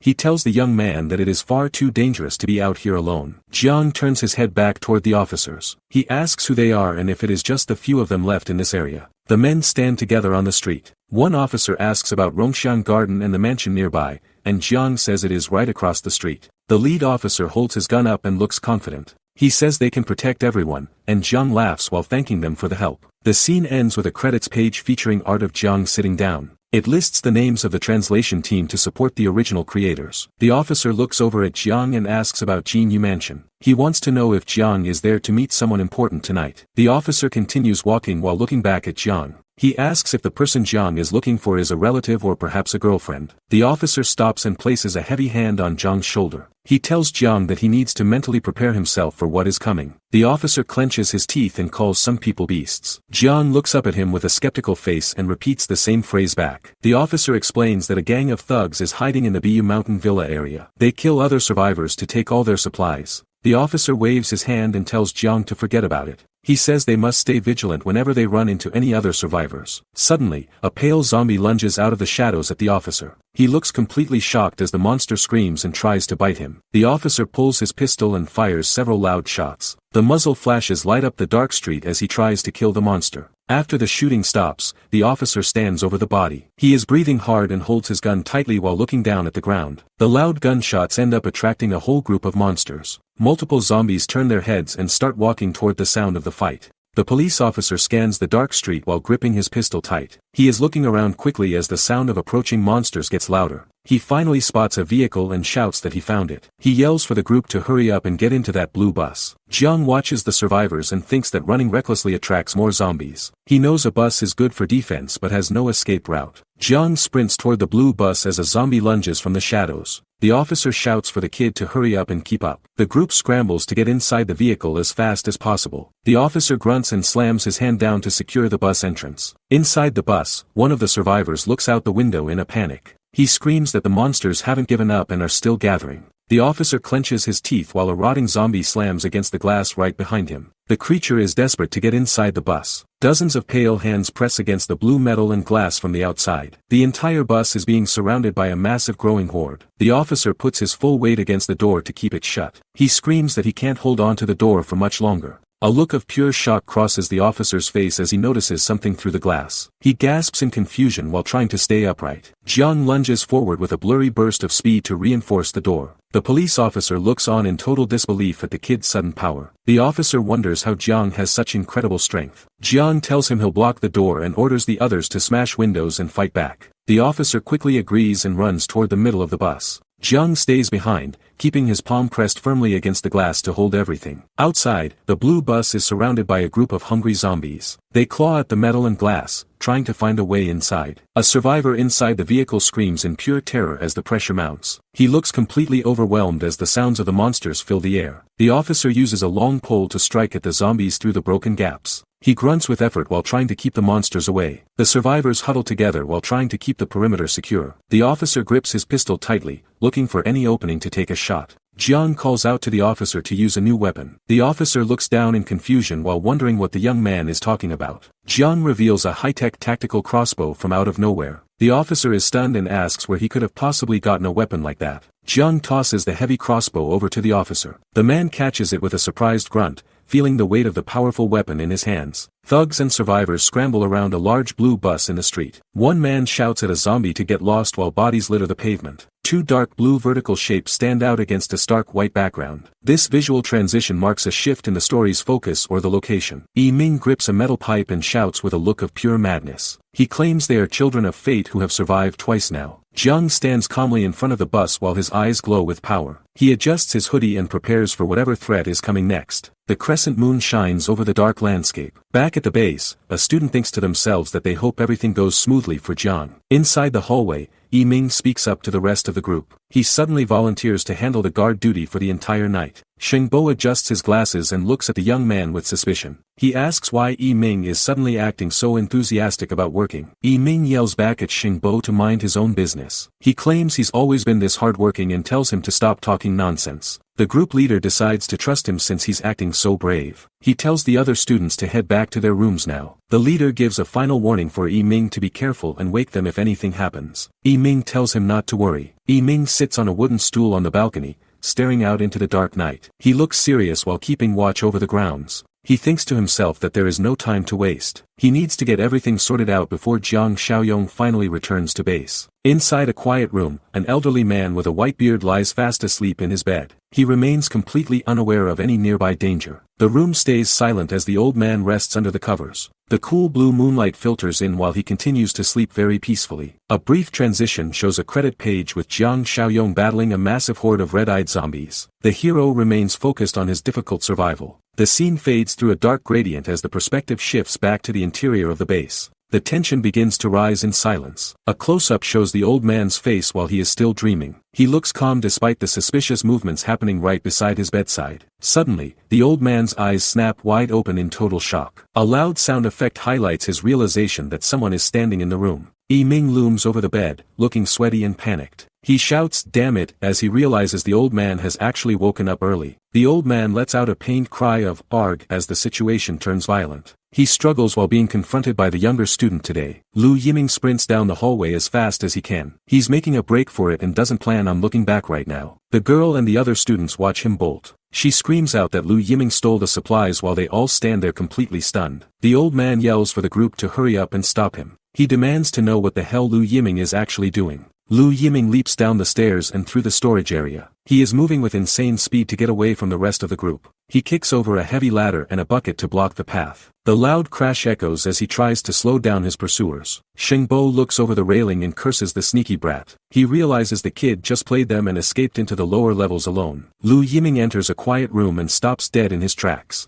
He sees something that catches him completely off guard and lets out a gasp. He stares down at a figure lying in a bed under the dim light. The room is silent as he tries to figure out who it is. Lu Yiming reaches out toward the bed as a pale hand suddenly twitches. He realizes too late that the person in front of him isn't human. The zombie on the bed lets out a massive roar and lunges. Lu Yiming falls back and screams, "What the fuck?" as he struggles to move. A survivor stares in horror as the infected man breaks his restraints on the bed. He shouts, asking why the bindings are loose and if the knot was tied poorly. Lu Yiming watches the scene from the side with a wicked smirk on his face. He touches his chin while clearly enjoying the chaos he just caused. Shengbo and the other students sprint down the long hallway toward the medical room. He looks completely stunned that things have gone south this quickly. The infected Chen Chong stands up and stumbles forward in the dark. Someone screams that Lu Yiming is a bastard for letting the monster out. The group panics, wondering if Lu is trying to get them all killed. They admit they completely misjudged the kid and can't believe his betrayal. Shan Shan tells the group they have to work together to lock Chen Chong back up.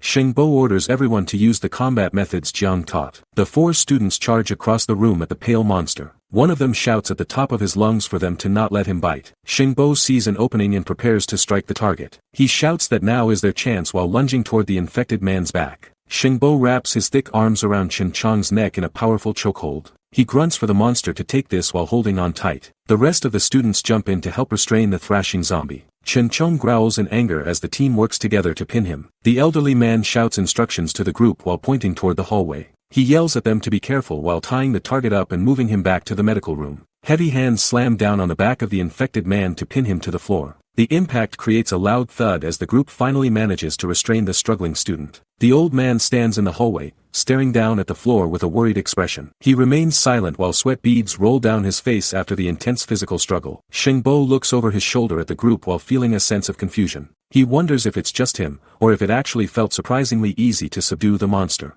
The old man turns his head toward the storage area with a suspicious look. He thinks to himself that the brat has probably already grabbed the weapons from the armory by now. A young man stands in the doorway looking shocked as he realizes the storage is empty. He curses Jiang Xiaoyong, realizing he has no idea where the bastard hid the rest of the weapons. The traitor grips a submachine gun tightly as he prepares to turn on the group. He notes there was only one gun left, but it's enough to deal with everyone. From a high angle, the gunman aims his weapon down at the elderly man and Shengbo. He barks an order for everyone to get moving and head straight into the back room. Shengbo glares back at the gunman with pure rage on his face. He shouts that a big favor can easily turn into a grudge when people start acting high and mighty. The barrel of the gun stays pointed at the group while the traitor sneers. He thinks that some people are just natural ingrates who are impossible to teach a lesson. A man screams through the darkness, demanding total silence and compliance. Through a small window, a figure holds a gun steady while giving out orders to the survivors. The officer pushes forward into the dim light of the building. He barks at the others to move faster and hurry up without any more delay. High above the city, the crescent moon hangs in a cloudy night sky. Tall, dark apartment complexes loom over the silent and zombie-infested streets down below. The officers stand with Jiang near the empty intersection. One points toward the distance, telling him that Jinyu Mansion is just one more block away from here. The officer leans in to give Jiang specific instructions for later. He says to meet at Building 8 in Rongxiang Garden via the side gate specifically. Jiang gives the men a confident thumbs up as he prepares to leave. He looks completely unfazed by the dangerous mission he is about to start tonight. Jiang walks toward the mansion while the officers stay behind. They admit he saved them but worry that heading into a horde will get him killed. The officer closes his eyes with a heavy sigh of regret. He says they warned him about everything, but it's still a shame for him. The city remains dark under the moon as the power stays out. There is still no phone signal, leaving everyone completely cut off from the world. Inside an apartment, a man in a suit looks frustrated and annoyed. He grumbles that he has no idea if Zhang Xingzhe finished his task yet. The thug in the white shirt screams that he is done holding back. He shouts that he needs to let off steam tonight to sleep. The man leaning against the wall agrees, saying Zhang is likely dead. He thinks their former boss isn't coming back to stop them now. Xiaoli trembles in the corner while the men talk about enjoying themselves. They claim they should live with no regrets before their time comes. The ponytail thug looks toward the window and asks if the others are coming. He bluntly says they should just let the woman die. He leans down and gives the woman a final, terrifying warning. He tells her that if she doesn't speak up, she will go last. A dark shadow moves across the room as the atmosphere turns cold. The thugs are too distracted by their own greed to notice the change. Outside in the dim hallway, a silent figure stands right by the doorway. The light from the stairwell highlights the entrance to the apartment. The ponytail man suddenly freezes and looks back with a shocked expression. He hears a sharp sound and realizes they are no longer alone. A bright flash of purple light slices through the air with incredible speed. The man grunts as the sudden attack catches him completely off guard. A dark silhouette stands in the doorway with glowing energy around its hands. The thugs stare in terror as a new threat finally arrives. Several small plush toys sit on a sunlit shelf in the quiet apartment. Below the shelf, a man in a white business shirt stands nearby. The lead thug smirks and tells the mother to stop pretending. He looks completely confident while his partners stand ready right behind his back. Xiaoli struggles against her captors and screams for them to let him go. She looks terrified as she tries to protect her young son. A heavy hand strikes the boy across the face with a loud crack. The thug looks down at the child with a completely heartless expression. The thug tells Xiaoli that she is the real target here. Shuai grips a small knife and swears to fight them with everything he has. The scene cuts to black as a pained grunt echoes through the apartment. Someone has been hit hard during the sudden chaos in the room. Shuai gasps and looks toward the doorway as a massive crashing sound rings out. He is terrified of what might be coming through the door. A man in a black suit is thrown violently across the floor after the door bursts open. Shuai stares at the body in total confusion. A dark silhouette with glowing blue eyes stands in the doorway and calls the boy a kid. Shuai shouts back, asking who the hell he is. Jiang looks at the boy and asks if Zhang Xingzhe is his father. He stands there calmly after taking out the first thug at the door. Shuai sits on the floor trembling as he stares up at the newcomer's boots. He can barely find his words and just mutters a few stammers. Xiaoli crouches on the carpet while clutching her torn clothes to her chest. She looks completely devastated and terrified by what just happened to her. A thug in a suit looms over Xiaoli and grabs her arm aggressively. He yells at her to speak up or they'll start having their fun. The large man looks down at the crying woman with a disgusting, wide grin on his face. He is clearly enjoying the total fear he's causing. The group of thugs stands around the room looking surprised by the sudden intrusion. One notes the kid has a lot of strength for kicking the door. One of the men looks over at his partner with an annoyed expression. He asks why he isn't throwing the little punk out of the room yet. Jiang charges into the center of the room as the thugs react with total shock. A heavy thud echoes through the apartment as the fight starts. One of the criminals breaks into a cold sweat while looking around the room. He shouts out in confusion, asking what is actually happening right now. Jiang moves like a blur with his eyes glowing bright blue. He lands a massive punch that sends one of the suited thugs flying through the air. The thug's head snaps back as the force of the blow connects squarely with his face. He lets out a pained scream while falling backward. The man in the white shirt looks up in pure terror as Jiang looms over him. He stammers out, asking who exactly this person is. A heavy fist slams directly into the man's jaw with a sickening crack. The impact sends him reeling backward as he loses his footing completely. Down the hall, a voice screams a final warning for everyone to move out of the way. They threaten to shoot anyone who stays there. Shengbo tells the students to just follow orders and get to the designated room. Shanshan protests, worried about what might happen to Brother Yong. Lu Yiming smirks and says he needs to show some ruthless decisiveness today. He believes this is the only way to finally establish his dominance. Lu Yiming levels a high-powered rifle and clicks the safety off with a dark grin. He looks ready to start firing on anyone in sight. The young woman cries out for Lu Yiming to stop what he is doing immediately. She looks desperate to prevent him from making a mistake. A strange mechanical clicking sound echoes through the hallway near the infirmary. Everyone stops and looks around, wondering where that noise is coming from now. A massive, hulking figure stands before the door as another metallic click rings out. The group watches from behind, frozen by the sudden, tense development. A key turns in the lock, shocking everyone who thought Chen Chong was just a mindless berserker. They can't believe he would actually use it. Lu Yiming stares ahead in total shock. Chen Chong's red eyes glow with hunger. Thick drool drips from the monster's mouth. Lu screams that zombies shouldn't use keys. He aims his rifle at the creature. The trigger clicks but nothing fires out. Lu panics as the gun suddenly jams. He stares down at his useless weapon. The infected student lunges forward with speed. Chen Chong roars directly in Lu's face. Lu screams how this is possible. He yells for help in pain. A shadow moves through the hallway. Chen Chong stops and turns back. He stands there soaked in blood. The zombie walks across the floor. He drags Lu Yiming's body away. Survivors ask what is happening now. The elder says he was calm. Chen Chong exhales a cold mist. Chen Chong exhales a cold mist. Shengbo stares at the blood. The students watch in total horror. A hand pulls the key out. Lu Yiming raises his arm high. He throws the key toward them. The key flies through the air. It clatters onto the hard floor. The infirmary doors slam shut loudly. Shengbo and Shanshan look confused. The survivors stare forward in silence.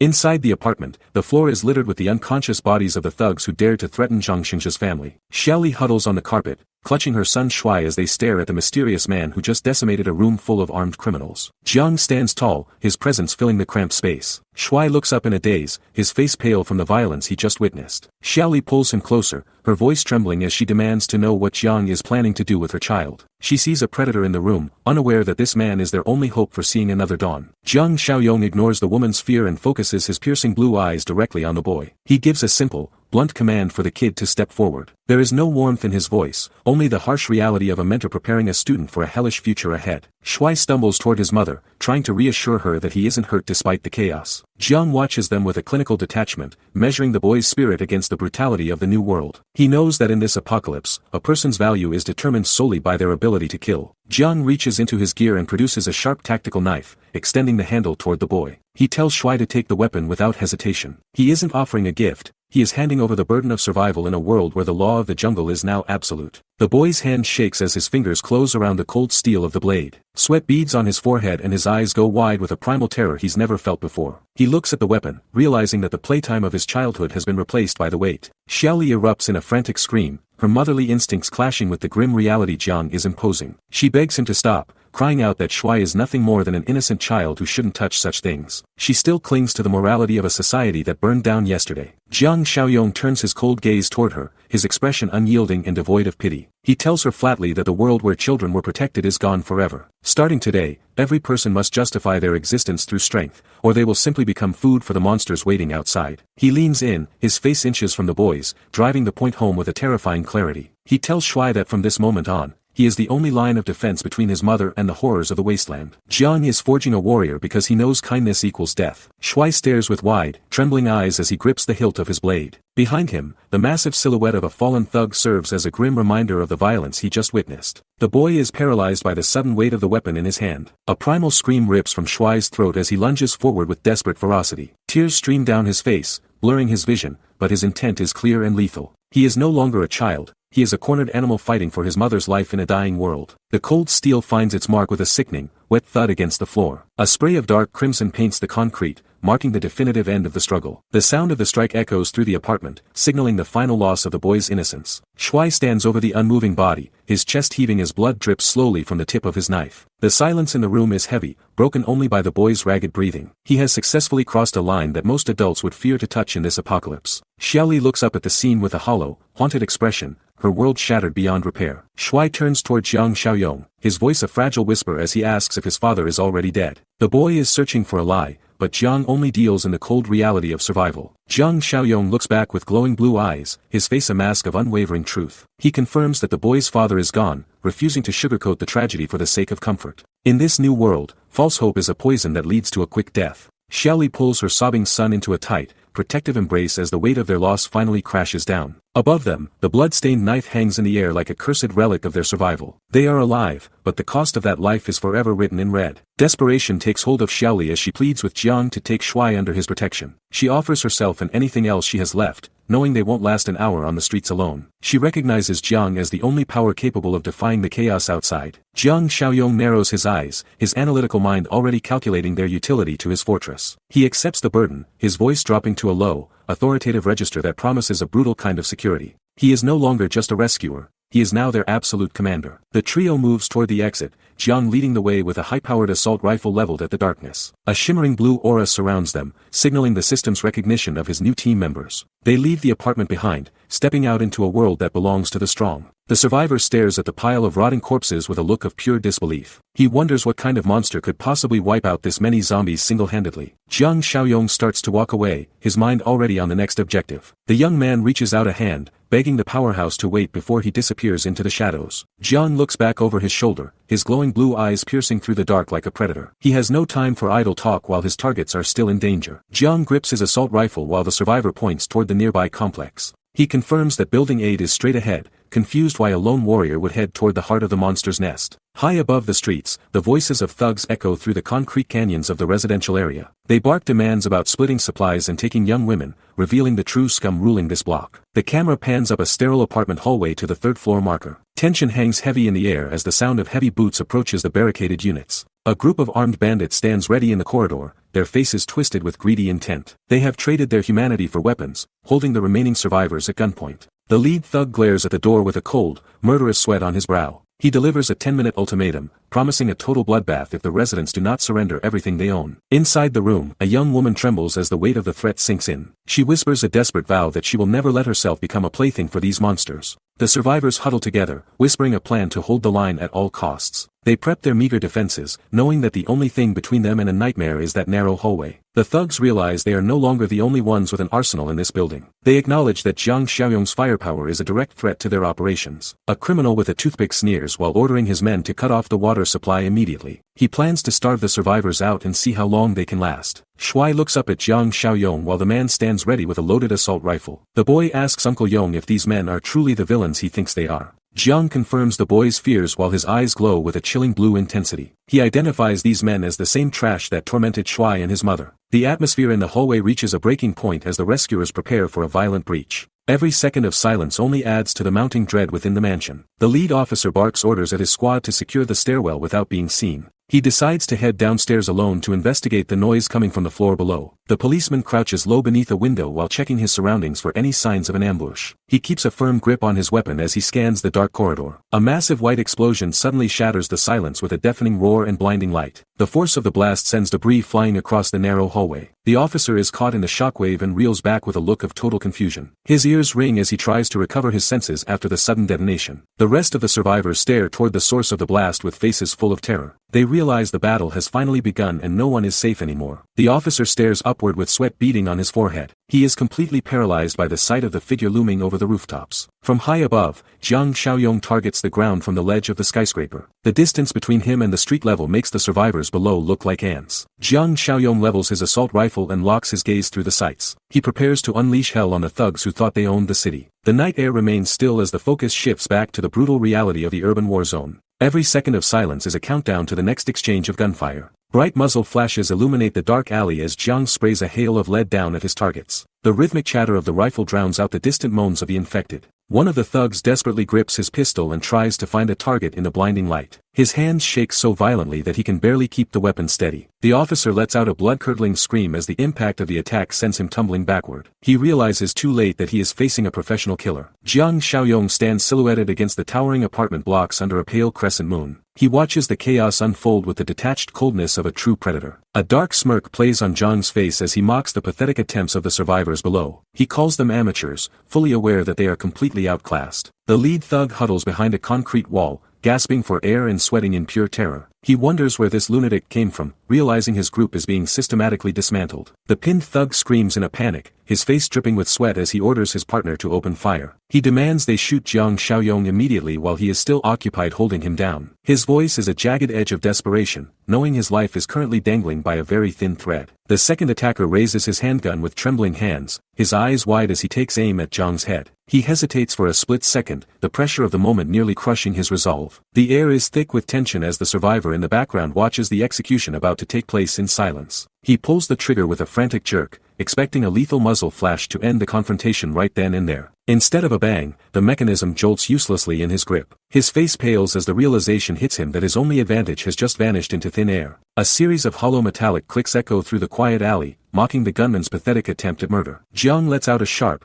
derisive laugh, pointing out the obvious fact that the bastard has completely run out of ammunition. The tables have turned, and the predator is now the one being hunted. Refusing to accept defeat, the thug snarls and lunges forward with a desperate, uncoordinated charge. He tries to use the empty frame of the pistol as a blunt weapon, his movements fueled by pure, unadulterated adrenaline. He is gambling everything on a single, clumsy strike that has no chance of connecting. Jiang Xiaoyong does not even bother to flinch as the man reaches him, his blue eyes glowing with a cold, otherworldly light. He stands perfectly still, a calm anchor in the center of the frantic struggle. The thug presses the cold metal against the back of Jiang's neck, a final, hollow gesture of defiance. In a blur of movement that defies the human eye, Jiang pivots and seizes the attacker's wrist with the strength of a hydraulic press. A sharp crack of bone follows as he effortlessly redirects the weapon away from his body. The thug gasps in shock, his brain unable to process the incredible speed and power. They stand inches apart, Jiang's icy gaze boring into the man's soul like a physical weight. He does not say a word, but the message of absolute dominance is clear as the thug begins to shiver. The smell of fear is palpable as the criminal realizes he has just challenged a literal monster. Jiang maintains his grip,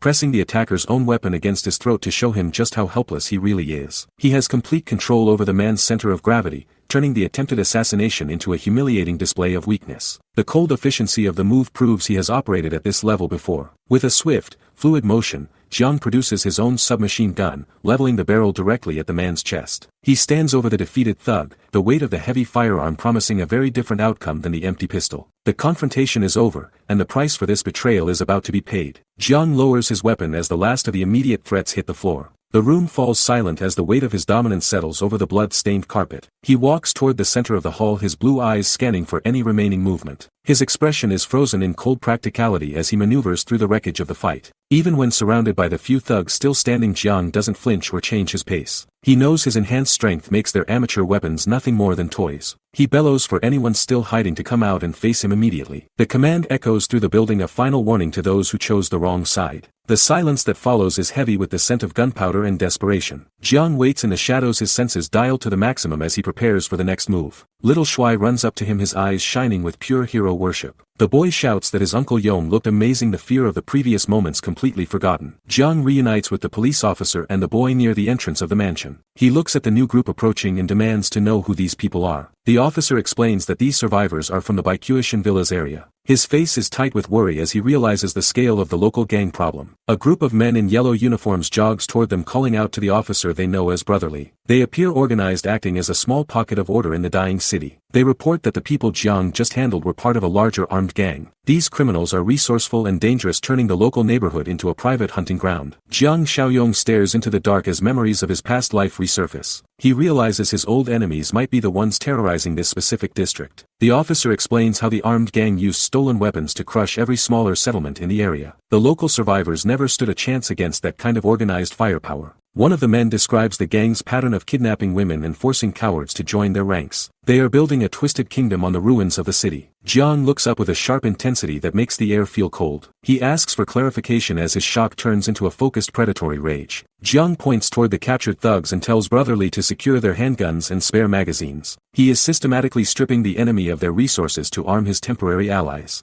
Jiang hands over a high-powered rifle and 5 full magazines to the stunned officer. Brotherly can barely believe he is being gifted such a lethal weapon by a stranger. Jiang orders the group to hold their position for a few days while he goes back to finish his preparations. He promises to return and wipe the gang off the map personally. Brotherly warns him that the gang has dozens of members and is growing every hour. The other survivors are terrified and suggest just abandoning the area entirely. Jiang dismisses their concerns with a look of absolute confidence. He tells them this fight is personal and he has no intention of backing down. The officer asks about the east and Jiang reveals he is building a massive stronghold near the old tea city. He needs reliable people and offers them a permanent place in his fortress. Jiang watches as Xiaoli and her son Shui are led away to safety by the officers. He tells them to take care while the men promise to keep everyone guarded during the transit. It is a rare moment of peace before the next storm hits. Everyone knows that in this world, being safe is only temporary. A pair of eyes peers through the heavy darkness, watching the movement from a hidden distance. The predator is waiting for the perfect moment to strike while the city falls apart. There is no room for mercy when the shadows start to grow long. Every survivor is either a useful tool or a target for those in power. Jiang sits alone on the high balcony of his fortress, staring out at the mountain silhouette in the distance. He whispers the name by Kyushin, his mind already mapping out the next phase of his expansion. He knows that the high ground is the only place where a man can truly breathe while the rest of the world rots. Inside a lavishly decorated office, 4 men sit around a massive table to discuss their next move. This is the headquarters of the group that thinks they own the city's remaining resources. They aren't worried about the zombies. They are only worried about who gets the biggest slice of the pie before civilization completely vanishes. Wen Ji takes a long drag from his cigarette, the smoke curling around his glasses as he listens to the reports. He looks like a man who has seen everything and fears absolutely nothing. His cold eyes suggest that he views the current chaos as nothing more than a profitable business opportunity for his ruthless organization. Li Shuxiong stands across from him, gesturing wildly as he tries to sell a new plan to his boss. The fat man in the white suit is desperate to regain his standing after losing so many men at the factory. He knows that if he fails again, he won't be given another chance to lead the thugs. He argues that they can't just ignore the massive stockpile of goods sitting in the entertainment center downtown. Li Shuxiong claims he and Kai Ji are already on the same page about a coordinated raid. His face is twisted with greed as he imagines the wealth he can seize from the weaker survivors hiding inside. When Ji exhales a thick cloud of smoke and looks at the fat man with a gaze of pure suspicion. He isn't convinced by the bluster and knows that Li Shuxiong is hiding the truth about his recent humiliating defeat. He warns him that mistakes in this new era are always paid for in fresh blood. Li Shuxiong flashes a wide, fake grin and promises that he will handle everything perfectly this time around. He assures his boss that he has the numbers and the firepower to crush any resistance they encounter. Behind that smile is the desperate fear of a man who knows he is running out of time and luck. Outside the mansion, 2 thugs assist Li Shuxiong as he stumbles toward the entrance, his breath coming in ragged gasps. One of his lackeys asks if he is alright, noticing the heavy toll the recent stress has taken on him. The once powerful businessman is now a shell of himself, struggling to maintain his grip. Li Shuxiong grits his teeth as his subordinate delivers a grim report under the pale crescent moon. The scouts he sent an hour ago have returned with nothing but bad news and empty hands. This failure is a massive blow to his dwindling influence over the local survivors. Li explodes in a fit of rage, his white suit glowing under the dim streetlights of the mansion grounds. He cannot comprehend how a squad armed with 3 guns failed to secure a simple objective. The power shift in the streets is happening faster than he can manage. His face twists into a mask of pure desperation and malice as he vows to personally intervene. He refuses to let another operation collapse, knowing his survival depends entirely on seizing those hidden resources. The businessman is finally prepared to get his hands bloody to maintain control. The scene shifts as the credits for the translation team flash across the dark screen. screen. Support the original creators and the hard work that goes into bringing these chapters to life. The story continues as the focus moves back to the primary industrial fortress. A sharp car horn echoes through the reinforced walls of the base, signaling a sudden and loud arrival. Shanshan looks up with a flicker of hope, immediately recognizing the familiar sound of the engine. She knows only one man would return with such reckless confidence. A translucent system window chimes in Jiang Xiaoyong's vision, confirming the success of his latest rescue mission. He earns 25 points for saving the family, bringing his total stash to 36. This resource injection provides the edge he needs to upgrade his growing sanctuary. Xingbo and Shanshan rush to the garage as the heavy gates hiss open to reveal the protagonist. They exhale in relief, seeing him unharmed after his dangerous trip into the infested city. The tension inside the base begins to lift the moment he steps out. Jiang Xiaoyong offers a cold smirk as he looks over the gathered students and his allies. He mentions Lu Yiming, noting that the brat's predictable betrayal was exactly what he expected from a snake. He is already prepared to eliminate the internal threat before it spreads. He turns to the rescued mother and child, his voice dropping to a tone of clinical command. He orders Zhang Qi to escort the newcomers to the secure living quarters for immediate rest. There is no time for sentimentality while the infirmary requires his attention. The group moves across the sterile blue floor of the main hall, their footsteps echoing against the cold concrete. Jiang leads the way with the authority of a man who has already mastered this apocalypse. The next phase of his survival plan is already in motion. Xingbo looks at Jiang Xiaoyong with a face full of confusion and asks if he knew the traitor was trouble from the start. The old man is reeling from the sudden violence that just unfolded in the hallway. Jiang ignores the question and leans down to retrieve the submachine gun Lu Yiming left behind. He admits that he had a strong suspicion about the kid's character since they first met. Jiang's blue eyes glow with a cold intensity as he remembers the patterns of betrayal from his previous life. He knows that in this timeline, some people are simply born to be scumbags who ruin everything for the group. The remaining students stand paralyzed by the sight of the heavy weaponry and the blood on the floor. They are finally beginning to understand that the rules of their old society have been completely erased. Jiang grips a small tactical device while his mind shifts toward the most valuable asset currently locked in the medical bay. He looks toward the infirmary where the monster is waiting for its next command. The survivor walks toward the heavy steel doors of the medical room with a steady and heavy stride. He whispers the name Chen Chong, recalling the man before the infection turned him into a weapon. Jiang stares through the observation window and orders the creature to blink if it can still process human speech. He is looking for any spark of humanity left inside that rotting, mutated husk. The pale, sightless eye of the monster suddenly twitches and blinks 3 times in rapid succession. This simple movement confirms that Chen Chong is no longer a mindless zombie, but something far more dangerous and intelligent. Shadows of jagged, powerful mutants appear as Jiang explains the rare evolution process that follows the global infection. He knows that these specific specimens possess physical capabilities that dwarf the average walking dead. The monster stands tall in the dim light, its body humming with a dark and predatory energy. Jiang realizes that retaining memories makes this rare mutant the perfect guardian for his growing fortress. Jiang glances back with a predatory smirk as he observes the newly evolved mutant. The rest of the survivors stand in the background, completely oblivious to the cold calculation happening in their leader's mind. He is no longer looking for a companion, but a loyal executioner for the fortress. Chen Chong tilts his head, a flicker of residual human confusion crossing his rotting, vein-streaked face. His milky eyes scan the room, searching for a purpose beyond the simple urge to consume. The virus has changed his body, but it hasn't completely erased the man he used to be. Jiang remains perfectly still, his blue eyes glowing as he analyzes the monster's every twitch. He knows that a zombie with even a shred of memory is a weapon that can be pointed at any enemy. The tension in the room is thick enough to choke the remaining students. Jiang barks a final command, telling his team that they've seen enough of the struggle. He orders them to stop messing around and simply take the traitor out. His voice is a cold blade that cuts through the panicked whispers of the survivors. Chen Chong lunges forward and grabs Lu Yiming by the collar, dragging the screaming traitor across the floor like a sack of garbage. The raw strength of the mutant makes the struggle look effortless and terrifyingly one-sided. There is no mercy left in these sterile hallways. Zhang Qi stammers in disbelief, realizing that the monster in front of him is still holding onto a shred of his former identity. He watches as the mutant he once called a friend exerts absolute dominance over the situation. The world is changing faster than he can process. The monster lets out a low, guttural growl, baring its jagged teeth in a chilling parody of a grin. It's no longer a mindless walker. It's a focused predator that remembers how to hunt and humiliate its prey. Its predatory instincts are now fueled by a dark intelligence. The surrounding students freeze in total silence, their faces pale as they witness the impossible evolution of the virus. They realize that the rules they just learned about the undead are already being rewritten by Zhang's experiments. Survival is no longer about running, but about who commands the monsters. Lu Yiming is hurled through the air with violent force, crashing against the far wall as the team shouts in alarm. Even as an undead creature, Chen Chong's combat instincts remain sharp, making his hands a lethal tool of war. He remembers his training even in this this state of rot.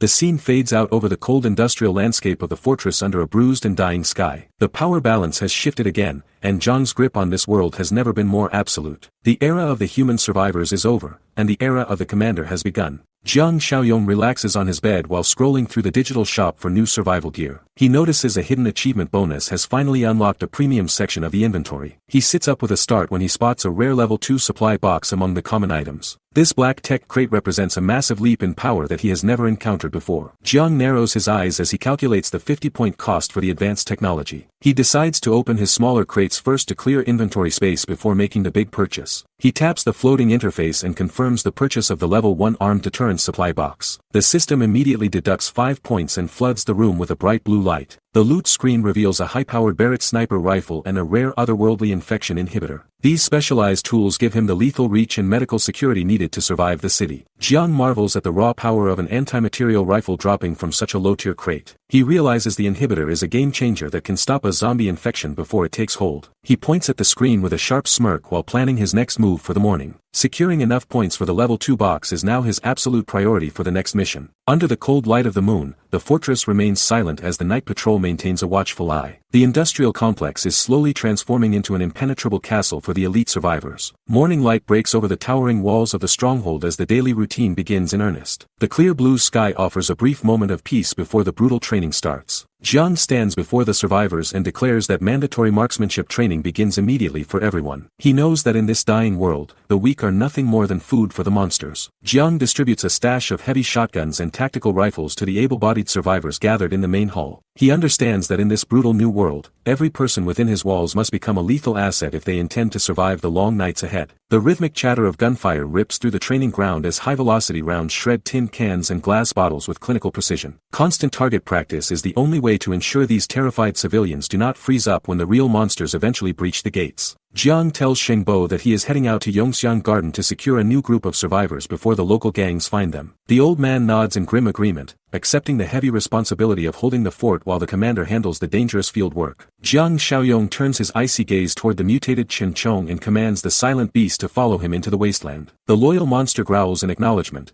its industrial gas mask hiding the rotting face of a man who has been transformed into the perfect killing machine. The duo hits the open road, leaving the reinforced safety of the industrial fortress behind for the unpredictable chaos of the city ruins. Jiang drives with a focused intensity, scanning the horizon for any telltale signs of rival gangs or the roaming hordes of the ravenous undead. They soon discover a public transit bus stalled in the middle of the highway, completely surrounded by a swarm of hungry walkers. The thin metal shell of the vehicle is the only thing keeping the trapped passengers inside from being torn apart by the relentless rotting horde. Jiang and Chinchong stand over a fallen survivor who failed to reach the safety of the heavy vehicle before the swarm closed in. The commander does not waste a single second on useless mourning, focusing instead on the potential human resources waiting inside the barricaded bus. A snarling zombie driver slams its decaying hands against the reinforced windshield, its milky eyes fixed directly on Zhang's throat through the glass. The transparent barrier is the only thing left between the predator and his prey in this high-stakes rescue mission on the open road. Jiang moves toward the side entrance of the bus to force a breach before the surrounding noise attracts a larger migration of the infected. He knows that every second spent standing in the open increases the risk of being overwhelmed by the endless sea of mindless rot. Inside the cramped interior,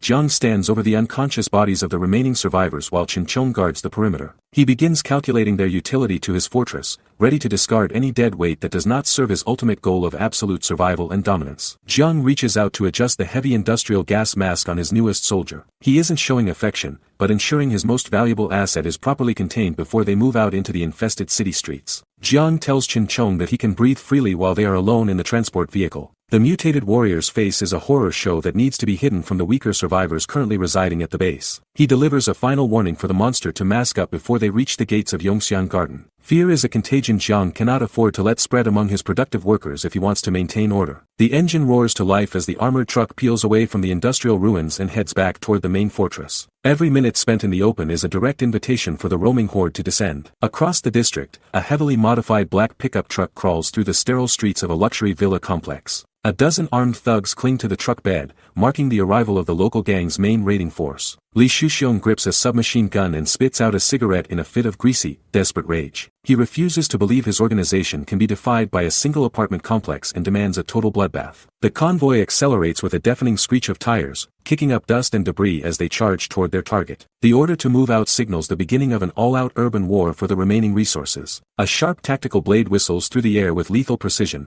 cutting through the silence of the approaching conflict. The first strike is always the most important in a world where the law of the jungle rules. A dark silhouette looms over a dying scout as the reality of the ambush sinks in for the invaders. Zhang's perimeter defenses are already claiming lives before the gang's main gate is even within visual range. A guttural roar echoes across the asphalt as bodies are hurled into the air like broken dolls by a massive force. The mutated guardian has been unleashed, and the gang's numerical advantage is being erased by raw violence. A high-angle view captures the desolate urban streets where the silence is about to be shattered. The ghost of the old world remains in the abandoned cars lining the pavement, marking a path for the violence to come. Every empty alleyway now serves as a potential kill zone for those daring enough to move. Inside the concrete skeleton of Building 8, the Baikuishin survivors huddle together in a tense circle on the floor. They are waiting for a savior but remain prepared for a massacre at a moment's notice. The weight of the world outside is pressing against the thin walls of their temporary sanctuary. One of the younger scouts freezes as the low rumble of a car engine vibrates through the dusty floorboards. He warns the others to stay back while he risks a look at the approaching threat. In this new era, the sound of a motor is usually a harbinger of fresh tragedy. Brotherly edges toward the window frame, sweat beading on his forehead as he scans the perimeter below. He knows that in this lawless wasteland, an unknown vehicle brings nothing but the threat of a slow death. His grip on his weapon tightens as he prepares to defend the few lives left. The sight of the incoming truck sends a jolt of pure adrenaline through the officer's system. It isn't Jiang Xiaoyong returning with supplies,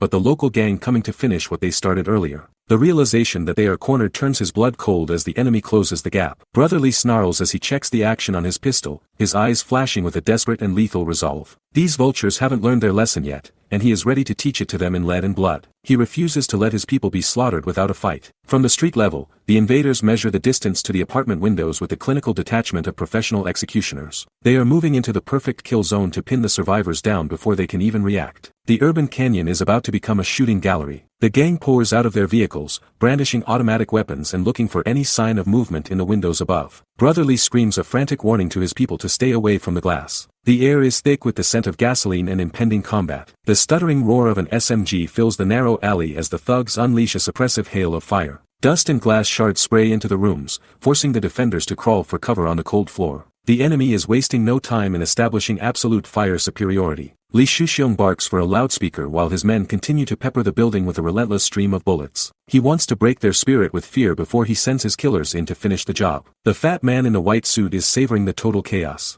Li Shuxiong grips the megaphone, his face a mask of predatory greed as he prepares to demand a total surrender. Below him, a stray round catches a long-haired defender directly in the temple, dropping him instantly. The sudden violence signals that the grace period for negotiations has officially ended. The man collapses onto the pavement, his body twitching as the light fades from his eyes. Nearby, a heavy wooden bolt from a hidden trap slams into an attacker's leg with a sickening crunch. The courtyard is quickly becoming a graveyard for anyone foolish enough to stand in the open during this exchange. A defender on the roof levels an AK-47 and unleashes a rhythmic spray of lead into the charging crowd. He screams for his allies to find cover before the return fire from Li Shuxiong's men shreds their position. The high ground provides a temporary advantage, but the sheer number of thugs is overwhelming. Li Shuxiong ducks behind a concrete pillar, his eyes widening as he realizes the survivors are better armed than his scouts reported. Across the line, a defender peeks from behind a tree, his face pale but his rifle held with a steady grip. This resistance is a direct insult to the businessman's authority. A muscular thug in a tank top charges forward, his adrenaline masking the terror of the buzzing bullets hitting the pavement. Li Shuxiong barks a command for his idiots to wait for a coordinated signal instead of rushing in like mindless animals. Chaos is breaking their formation, making them easy targets for the shooters. Another criminal hits the dirt with a bloody gasp, the victim of a precise shot from the upper floors of the building. Li Shuxiong loses his remaining patience and screams for a total, all-out charge to overwhelm the barricades. He knows that hesitation in the middle of a kill zone equals certain death.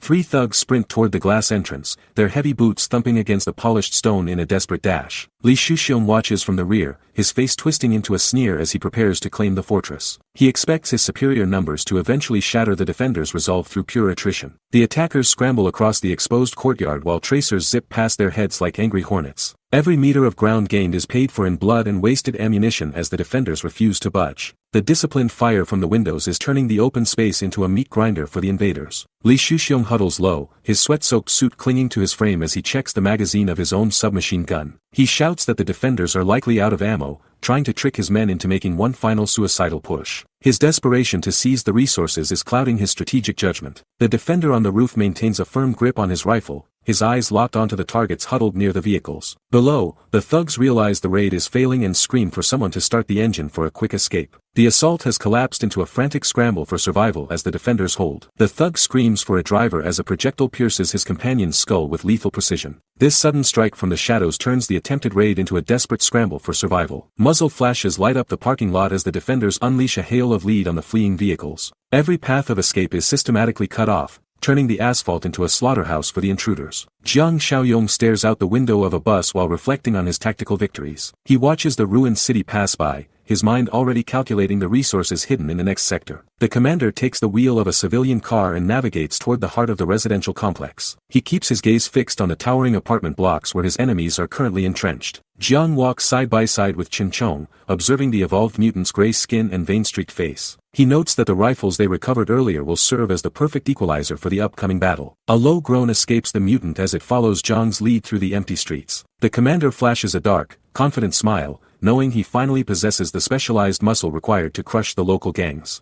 Chen Chong grins with a mouthful of jagged teeth and glowing red eyes, his hunger barely contained. Jiang delivers a blunt command for the creature to clear the building and meet him at the designated extraction point. A sickening crunch echoes through the air as the predator lunges forward to claim its next victim. Jiang doesn't even bother to look back, moving toward the objective with the cold detachment of a true professional. The mutant's red eye pulses with a dark, primal energy as it finishes the execution in the shadows. This evolved soldier is no longer a man, but a lethal tool designed for total domination. Jiang Xiaoyong walks through the courtyard alone, his body surrounded by a shimmering blue system aura. He is reclaiming this territory block by block, proving that only the strongest deserve to rule the wasteland. The floor is littered with the bodies of fallen thugs who learned the hard way that Li Hongli does not miss. One survivor looks at the carnage and realizes that the peaceful world they knew has been replaced by this brand of brutal efficiency. A face appears behind the glass of the apartment complex with a look of pure relief. He shouts that it really is Jiang Xiaoyong, signaling to the others that their savior has returned to finally clear a path through the monster-infested ruins. Jiang Xiaoyong stands before the entrance of Building 8, his silhouette sharp against the crumbling architecture of the residential block. He has reclaimed this territory through blood and steel, turning a death trap into a temporary sanctuary for those lucky enough to follow him. The survivor leans out further, asking if Jiang managed to fend off the entire mob of criminals single-handedly. He cannot wrap his head around how one man could dismantle an armed gang while the rest of the world is hiding in fear. Li Hongli steps forward with a confident grin, crediting his success to the powerful rifle Jiang handed him earlier. He is no longer a terrified bystander but a capable soldier who knows exactly how to use the high-quality tools of war provided to him. He reveals that his expert aim is not just luck, as he was a professional marksman before the world went to hell. Having an experienced shooter on the team makes the defense of the fortress much more lethal against the scavengers lurking in the shadows. A sudden, guttural sound echoes through the courtyard, causing the group of survivors to snap their heads around in a frantic panic. Their faces twist with a fresh wave of terror as they realize something massive is moving toward them in the darkness nearby. The evolved mutant Chen Chong lunges from the shadows, his rotting face and glowing eyes a vision of pure nightmare. He moves with a predatory speed that no normal human could hope to track, landing with a heavy thud that shakes the concrete floor. The men immediately level their weapons, shouting a frantic warning about a zombie breach in the perimeter. They are ready to unload their magazines into the creature, completely unaware that they are currently aiming at their leader's most valuable and lethal asset. Jiang Xiaoyong lowers his rifle and tells his men to relax because the monster is now working for him. He gives a casual smirk, enjoying the look of pure shock on their faces as they realize he has tamed the very thing they fear most. Brotherly stares at the mutant with a face covered in cold sweat. He asks in total disbelief if this monster is actually supposed to be one of them now. Jiang Xiaoyong gestures toward the pile of dead thugs and tells Chen Chong to go ahead and feast. The mutant lets out a guttural roar as it prepares to consume the fallen enemies for fuel. Brotherly turns to Jiang with a look of pure confusion and mounting shock. He demands to know if the man has the literal power to communicate with the walking dead. Jiang Xiaoyong ignores the frantic questions and orders the group to board the bus immediately. He keeps his expression unreadable, promising to explain his control over the monsters once they are safely moving. He gives the mutant a final command to finish its meal quickly and regroup with the vehicle later. Jiang knows that a well-fed hunter is a much more efficient tool for the brutal path ahead. The survivors scramble onto the bus while the sound of the mutant's feast echoes through the empty street. Jiang leads the way with the cold authority of a man who has already won the war. Chen Chong adjusts a tactical mask over his rotting face while his eyes burn with a white, predatory light. He is no longer just a corpse, but a biological weapon under his commander's total control. From inside the safety of the bus, the survivors watch the creature through the glass with lingering dread. One student mutters a nervous joke about the monster needing a muzzle to keep them from being eaten. The young man grips a metal pole, his face pale as he realizes how close they are to a killing machine. He is terrified that a single wrong word could provoke the beast standing just a few feet away. Jiang Xiaoyong leans back with a confident smirk and tells the boy he can say whatever he wants. He is fully aware of exactly how much human intelligence his new pet has retained from its past life. Jiang Xiaoyong walks across the concrete with a heavy, rhythmic stride that echoes through the quiet street. He has no time to waste now that his newest weapon is fully operational and ready for deployment. The massive transit bus suddenly tilts on its suspension, nearly tipping over as it navigates the debris-strewn road. A panicked voice asks if the vehicle just lurched, sensing the unnatural power currently riding in the back. Chen Chong struggles to form words, his vocal cords producing nothing but a series of eerie, mechanical clicks. The mutant is desperately trying to bridge the gap between a mindless corpse and a conscious soldier. The two figures stand close together in the dim light of the bus, a silent pact forming between creator and monster. Every second they spend together, the undead creature learns more about how to mimic its master. Jiang observes the mutant's clumsy attempts at communication with a look of cold, scientific interest. He realizes that after consuming 6 corpses, Chen Chong has evolved into a tier of infected that shouldn't exist yet. Jiang holds up a heavy steel key while his mind focuses on the system's point conversion menu. He needs to turn his recent kills into raw power to ensure his settlement remains the strongest force in the region. The bus speeds down the open road, its engine roaring as it carries the commander back to his fortress. The survivors look on in absolute disbelief, realizing their savior is commanding a literal zombie like a trained hound. Back in the city, an angry shout echoes through a luxury office as another operation ends in a total bloodbath. The leadership is losing control of the streets, and they can't figure out who is dismantling their empire. The gang leaders sit around a massive table, the air thick with tension and the smell of expensive cigarettes. They are starting to realize that their numbers mean nothing against the professional killer currently closing in. Li Shuxiong breaks into a cold sweat as the reality of his situation finally begins to sink in. He looks like a man who just realized he's been playing a game he can never hope to win. Wen Ji adjusts his glasses and glares with total contempt at the report of automatic rifles. He asks if they think he's a fool for believing a single man has military-grade firepower. He knows that in this wasteland, rumors are usually just excuses for cowardice. Li Shuxiong trembles as he begs his boss to send a scouting party to confirm the threat. He's terrified that his failure will lead to a death sentence from the organization. The boss sits in the shadows, unimpressed by the desperate pleading of a broken subordinate. The fat businessman collapses to the floor with a pathetic cry of pain. He has lost all dignity in front of the men he once commanded. The impact of his fall echoes through the office, marking the definitive end of his usefulness to the gang. Wen Ji looks down at the mess on the floor with a face full of disgust. He admits he's been sick of this useless idiot for a long time. The survival of the group depends on strength, and he has no room for those who bring back nothing but excuses. Ah Kai watches the humiliation from the side, his eyes burning with a different kind of ambition. He sees an opening to climb the ladder and take over what the businessmen lost. He is the next predator in line, waiting for his turn to lead the hunt. Ah Kai points a finger as he suggests a new strategy to the boss. He proposes moving in while the other survivors are distracted by their recent heavy losses. He's already calculating the profit they can squeeze out of the surrounding chaos. A twisted grin spreads across the thug's face as he talks about seizing people as shared property. He's not interested in food, he's interested in the power to dominate the weak. His words reveal the true rot inside the organization that Jiang Xiaoyong will eventually burn down. Wen Ji keeps his cool and warns the hot-headed lieutenant to slow down. He knows that rushing into a trap is how small-time thugs get themselves killed. The leader is a strategist who prefers to wait for the enemy to reveal a weakness. A predatory smile reveals Wen Ji's sharp teeth as he plots their next move. He wants to find the perfect opportunity to strike before committing his best men to the fight. He is a monster who understands that the best kills come from patience and calculation. The men gather around the table to finalize their invasion plan while the city rots outside. They have no idea that Jiang Xiaoyong is already preparing to turn their headquarters into a graveyard. The war for the district has moved from the streets to the boardroom. Li Shuxiong grits his teeth in a silent fury, his face contorted by the mounting pressure of his recent failures. He knows his status among the local thugs is slipping away after every disastrous encounter with the man from the factory. The luxury villas of the residential district stand as a hollow reminder of the old world's wealth and status. Even behind these reinforced walls, the chaos of the apocalypse is finally beginning to seep into the gang's private sanctuary. Li Shuxiong erupts in a violent tantrum,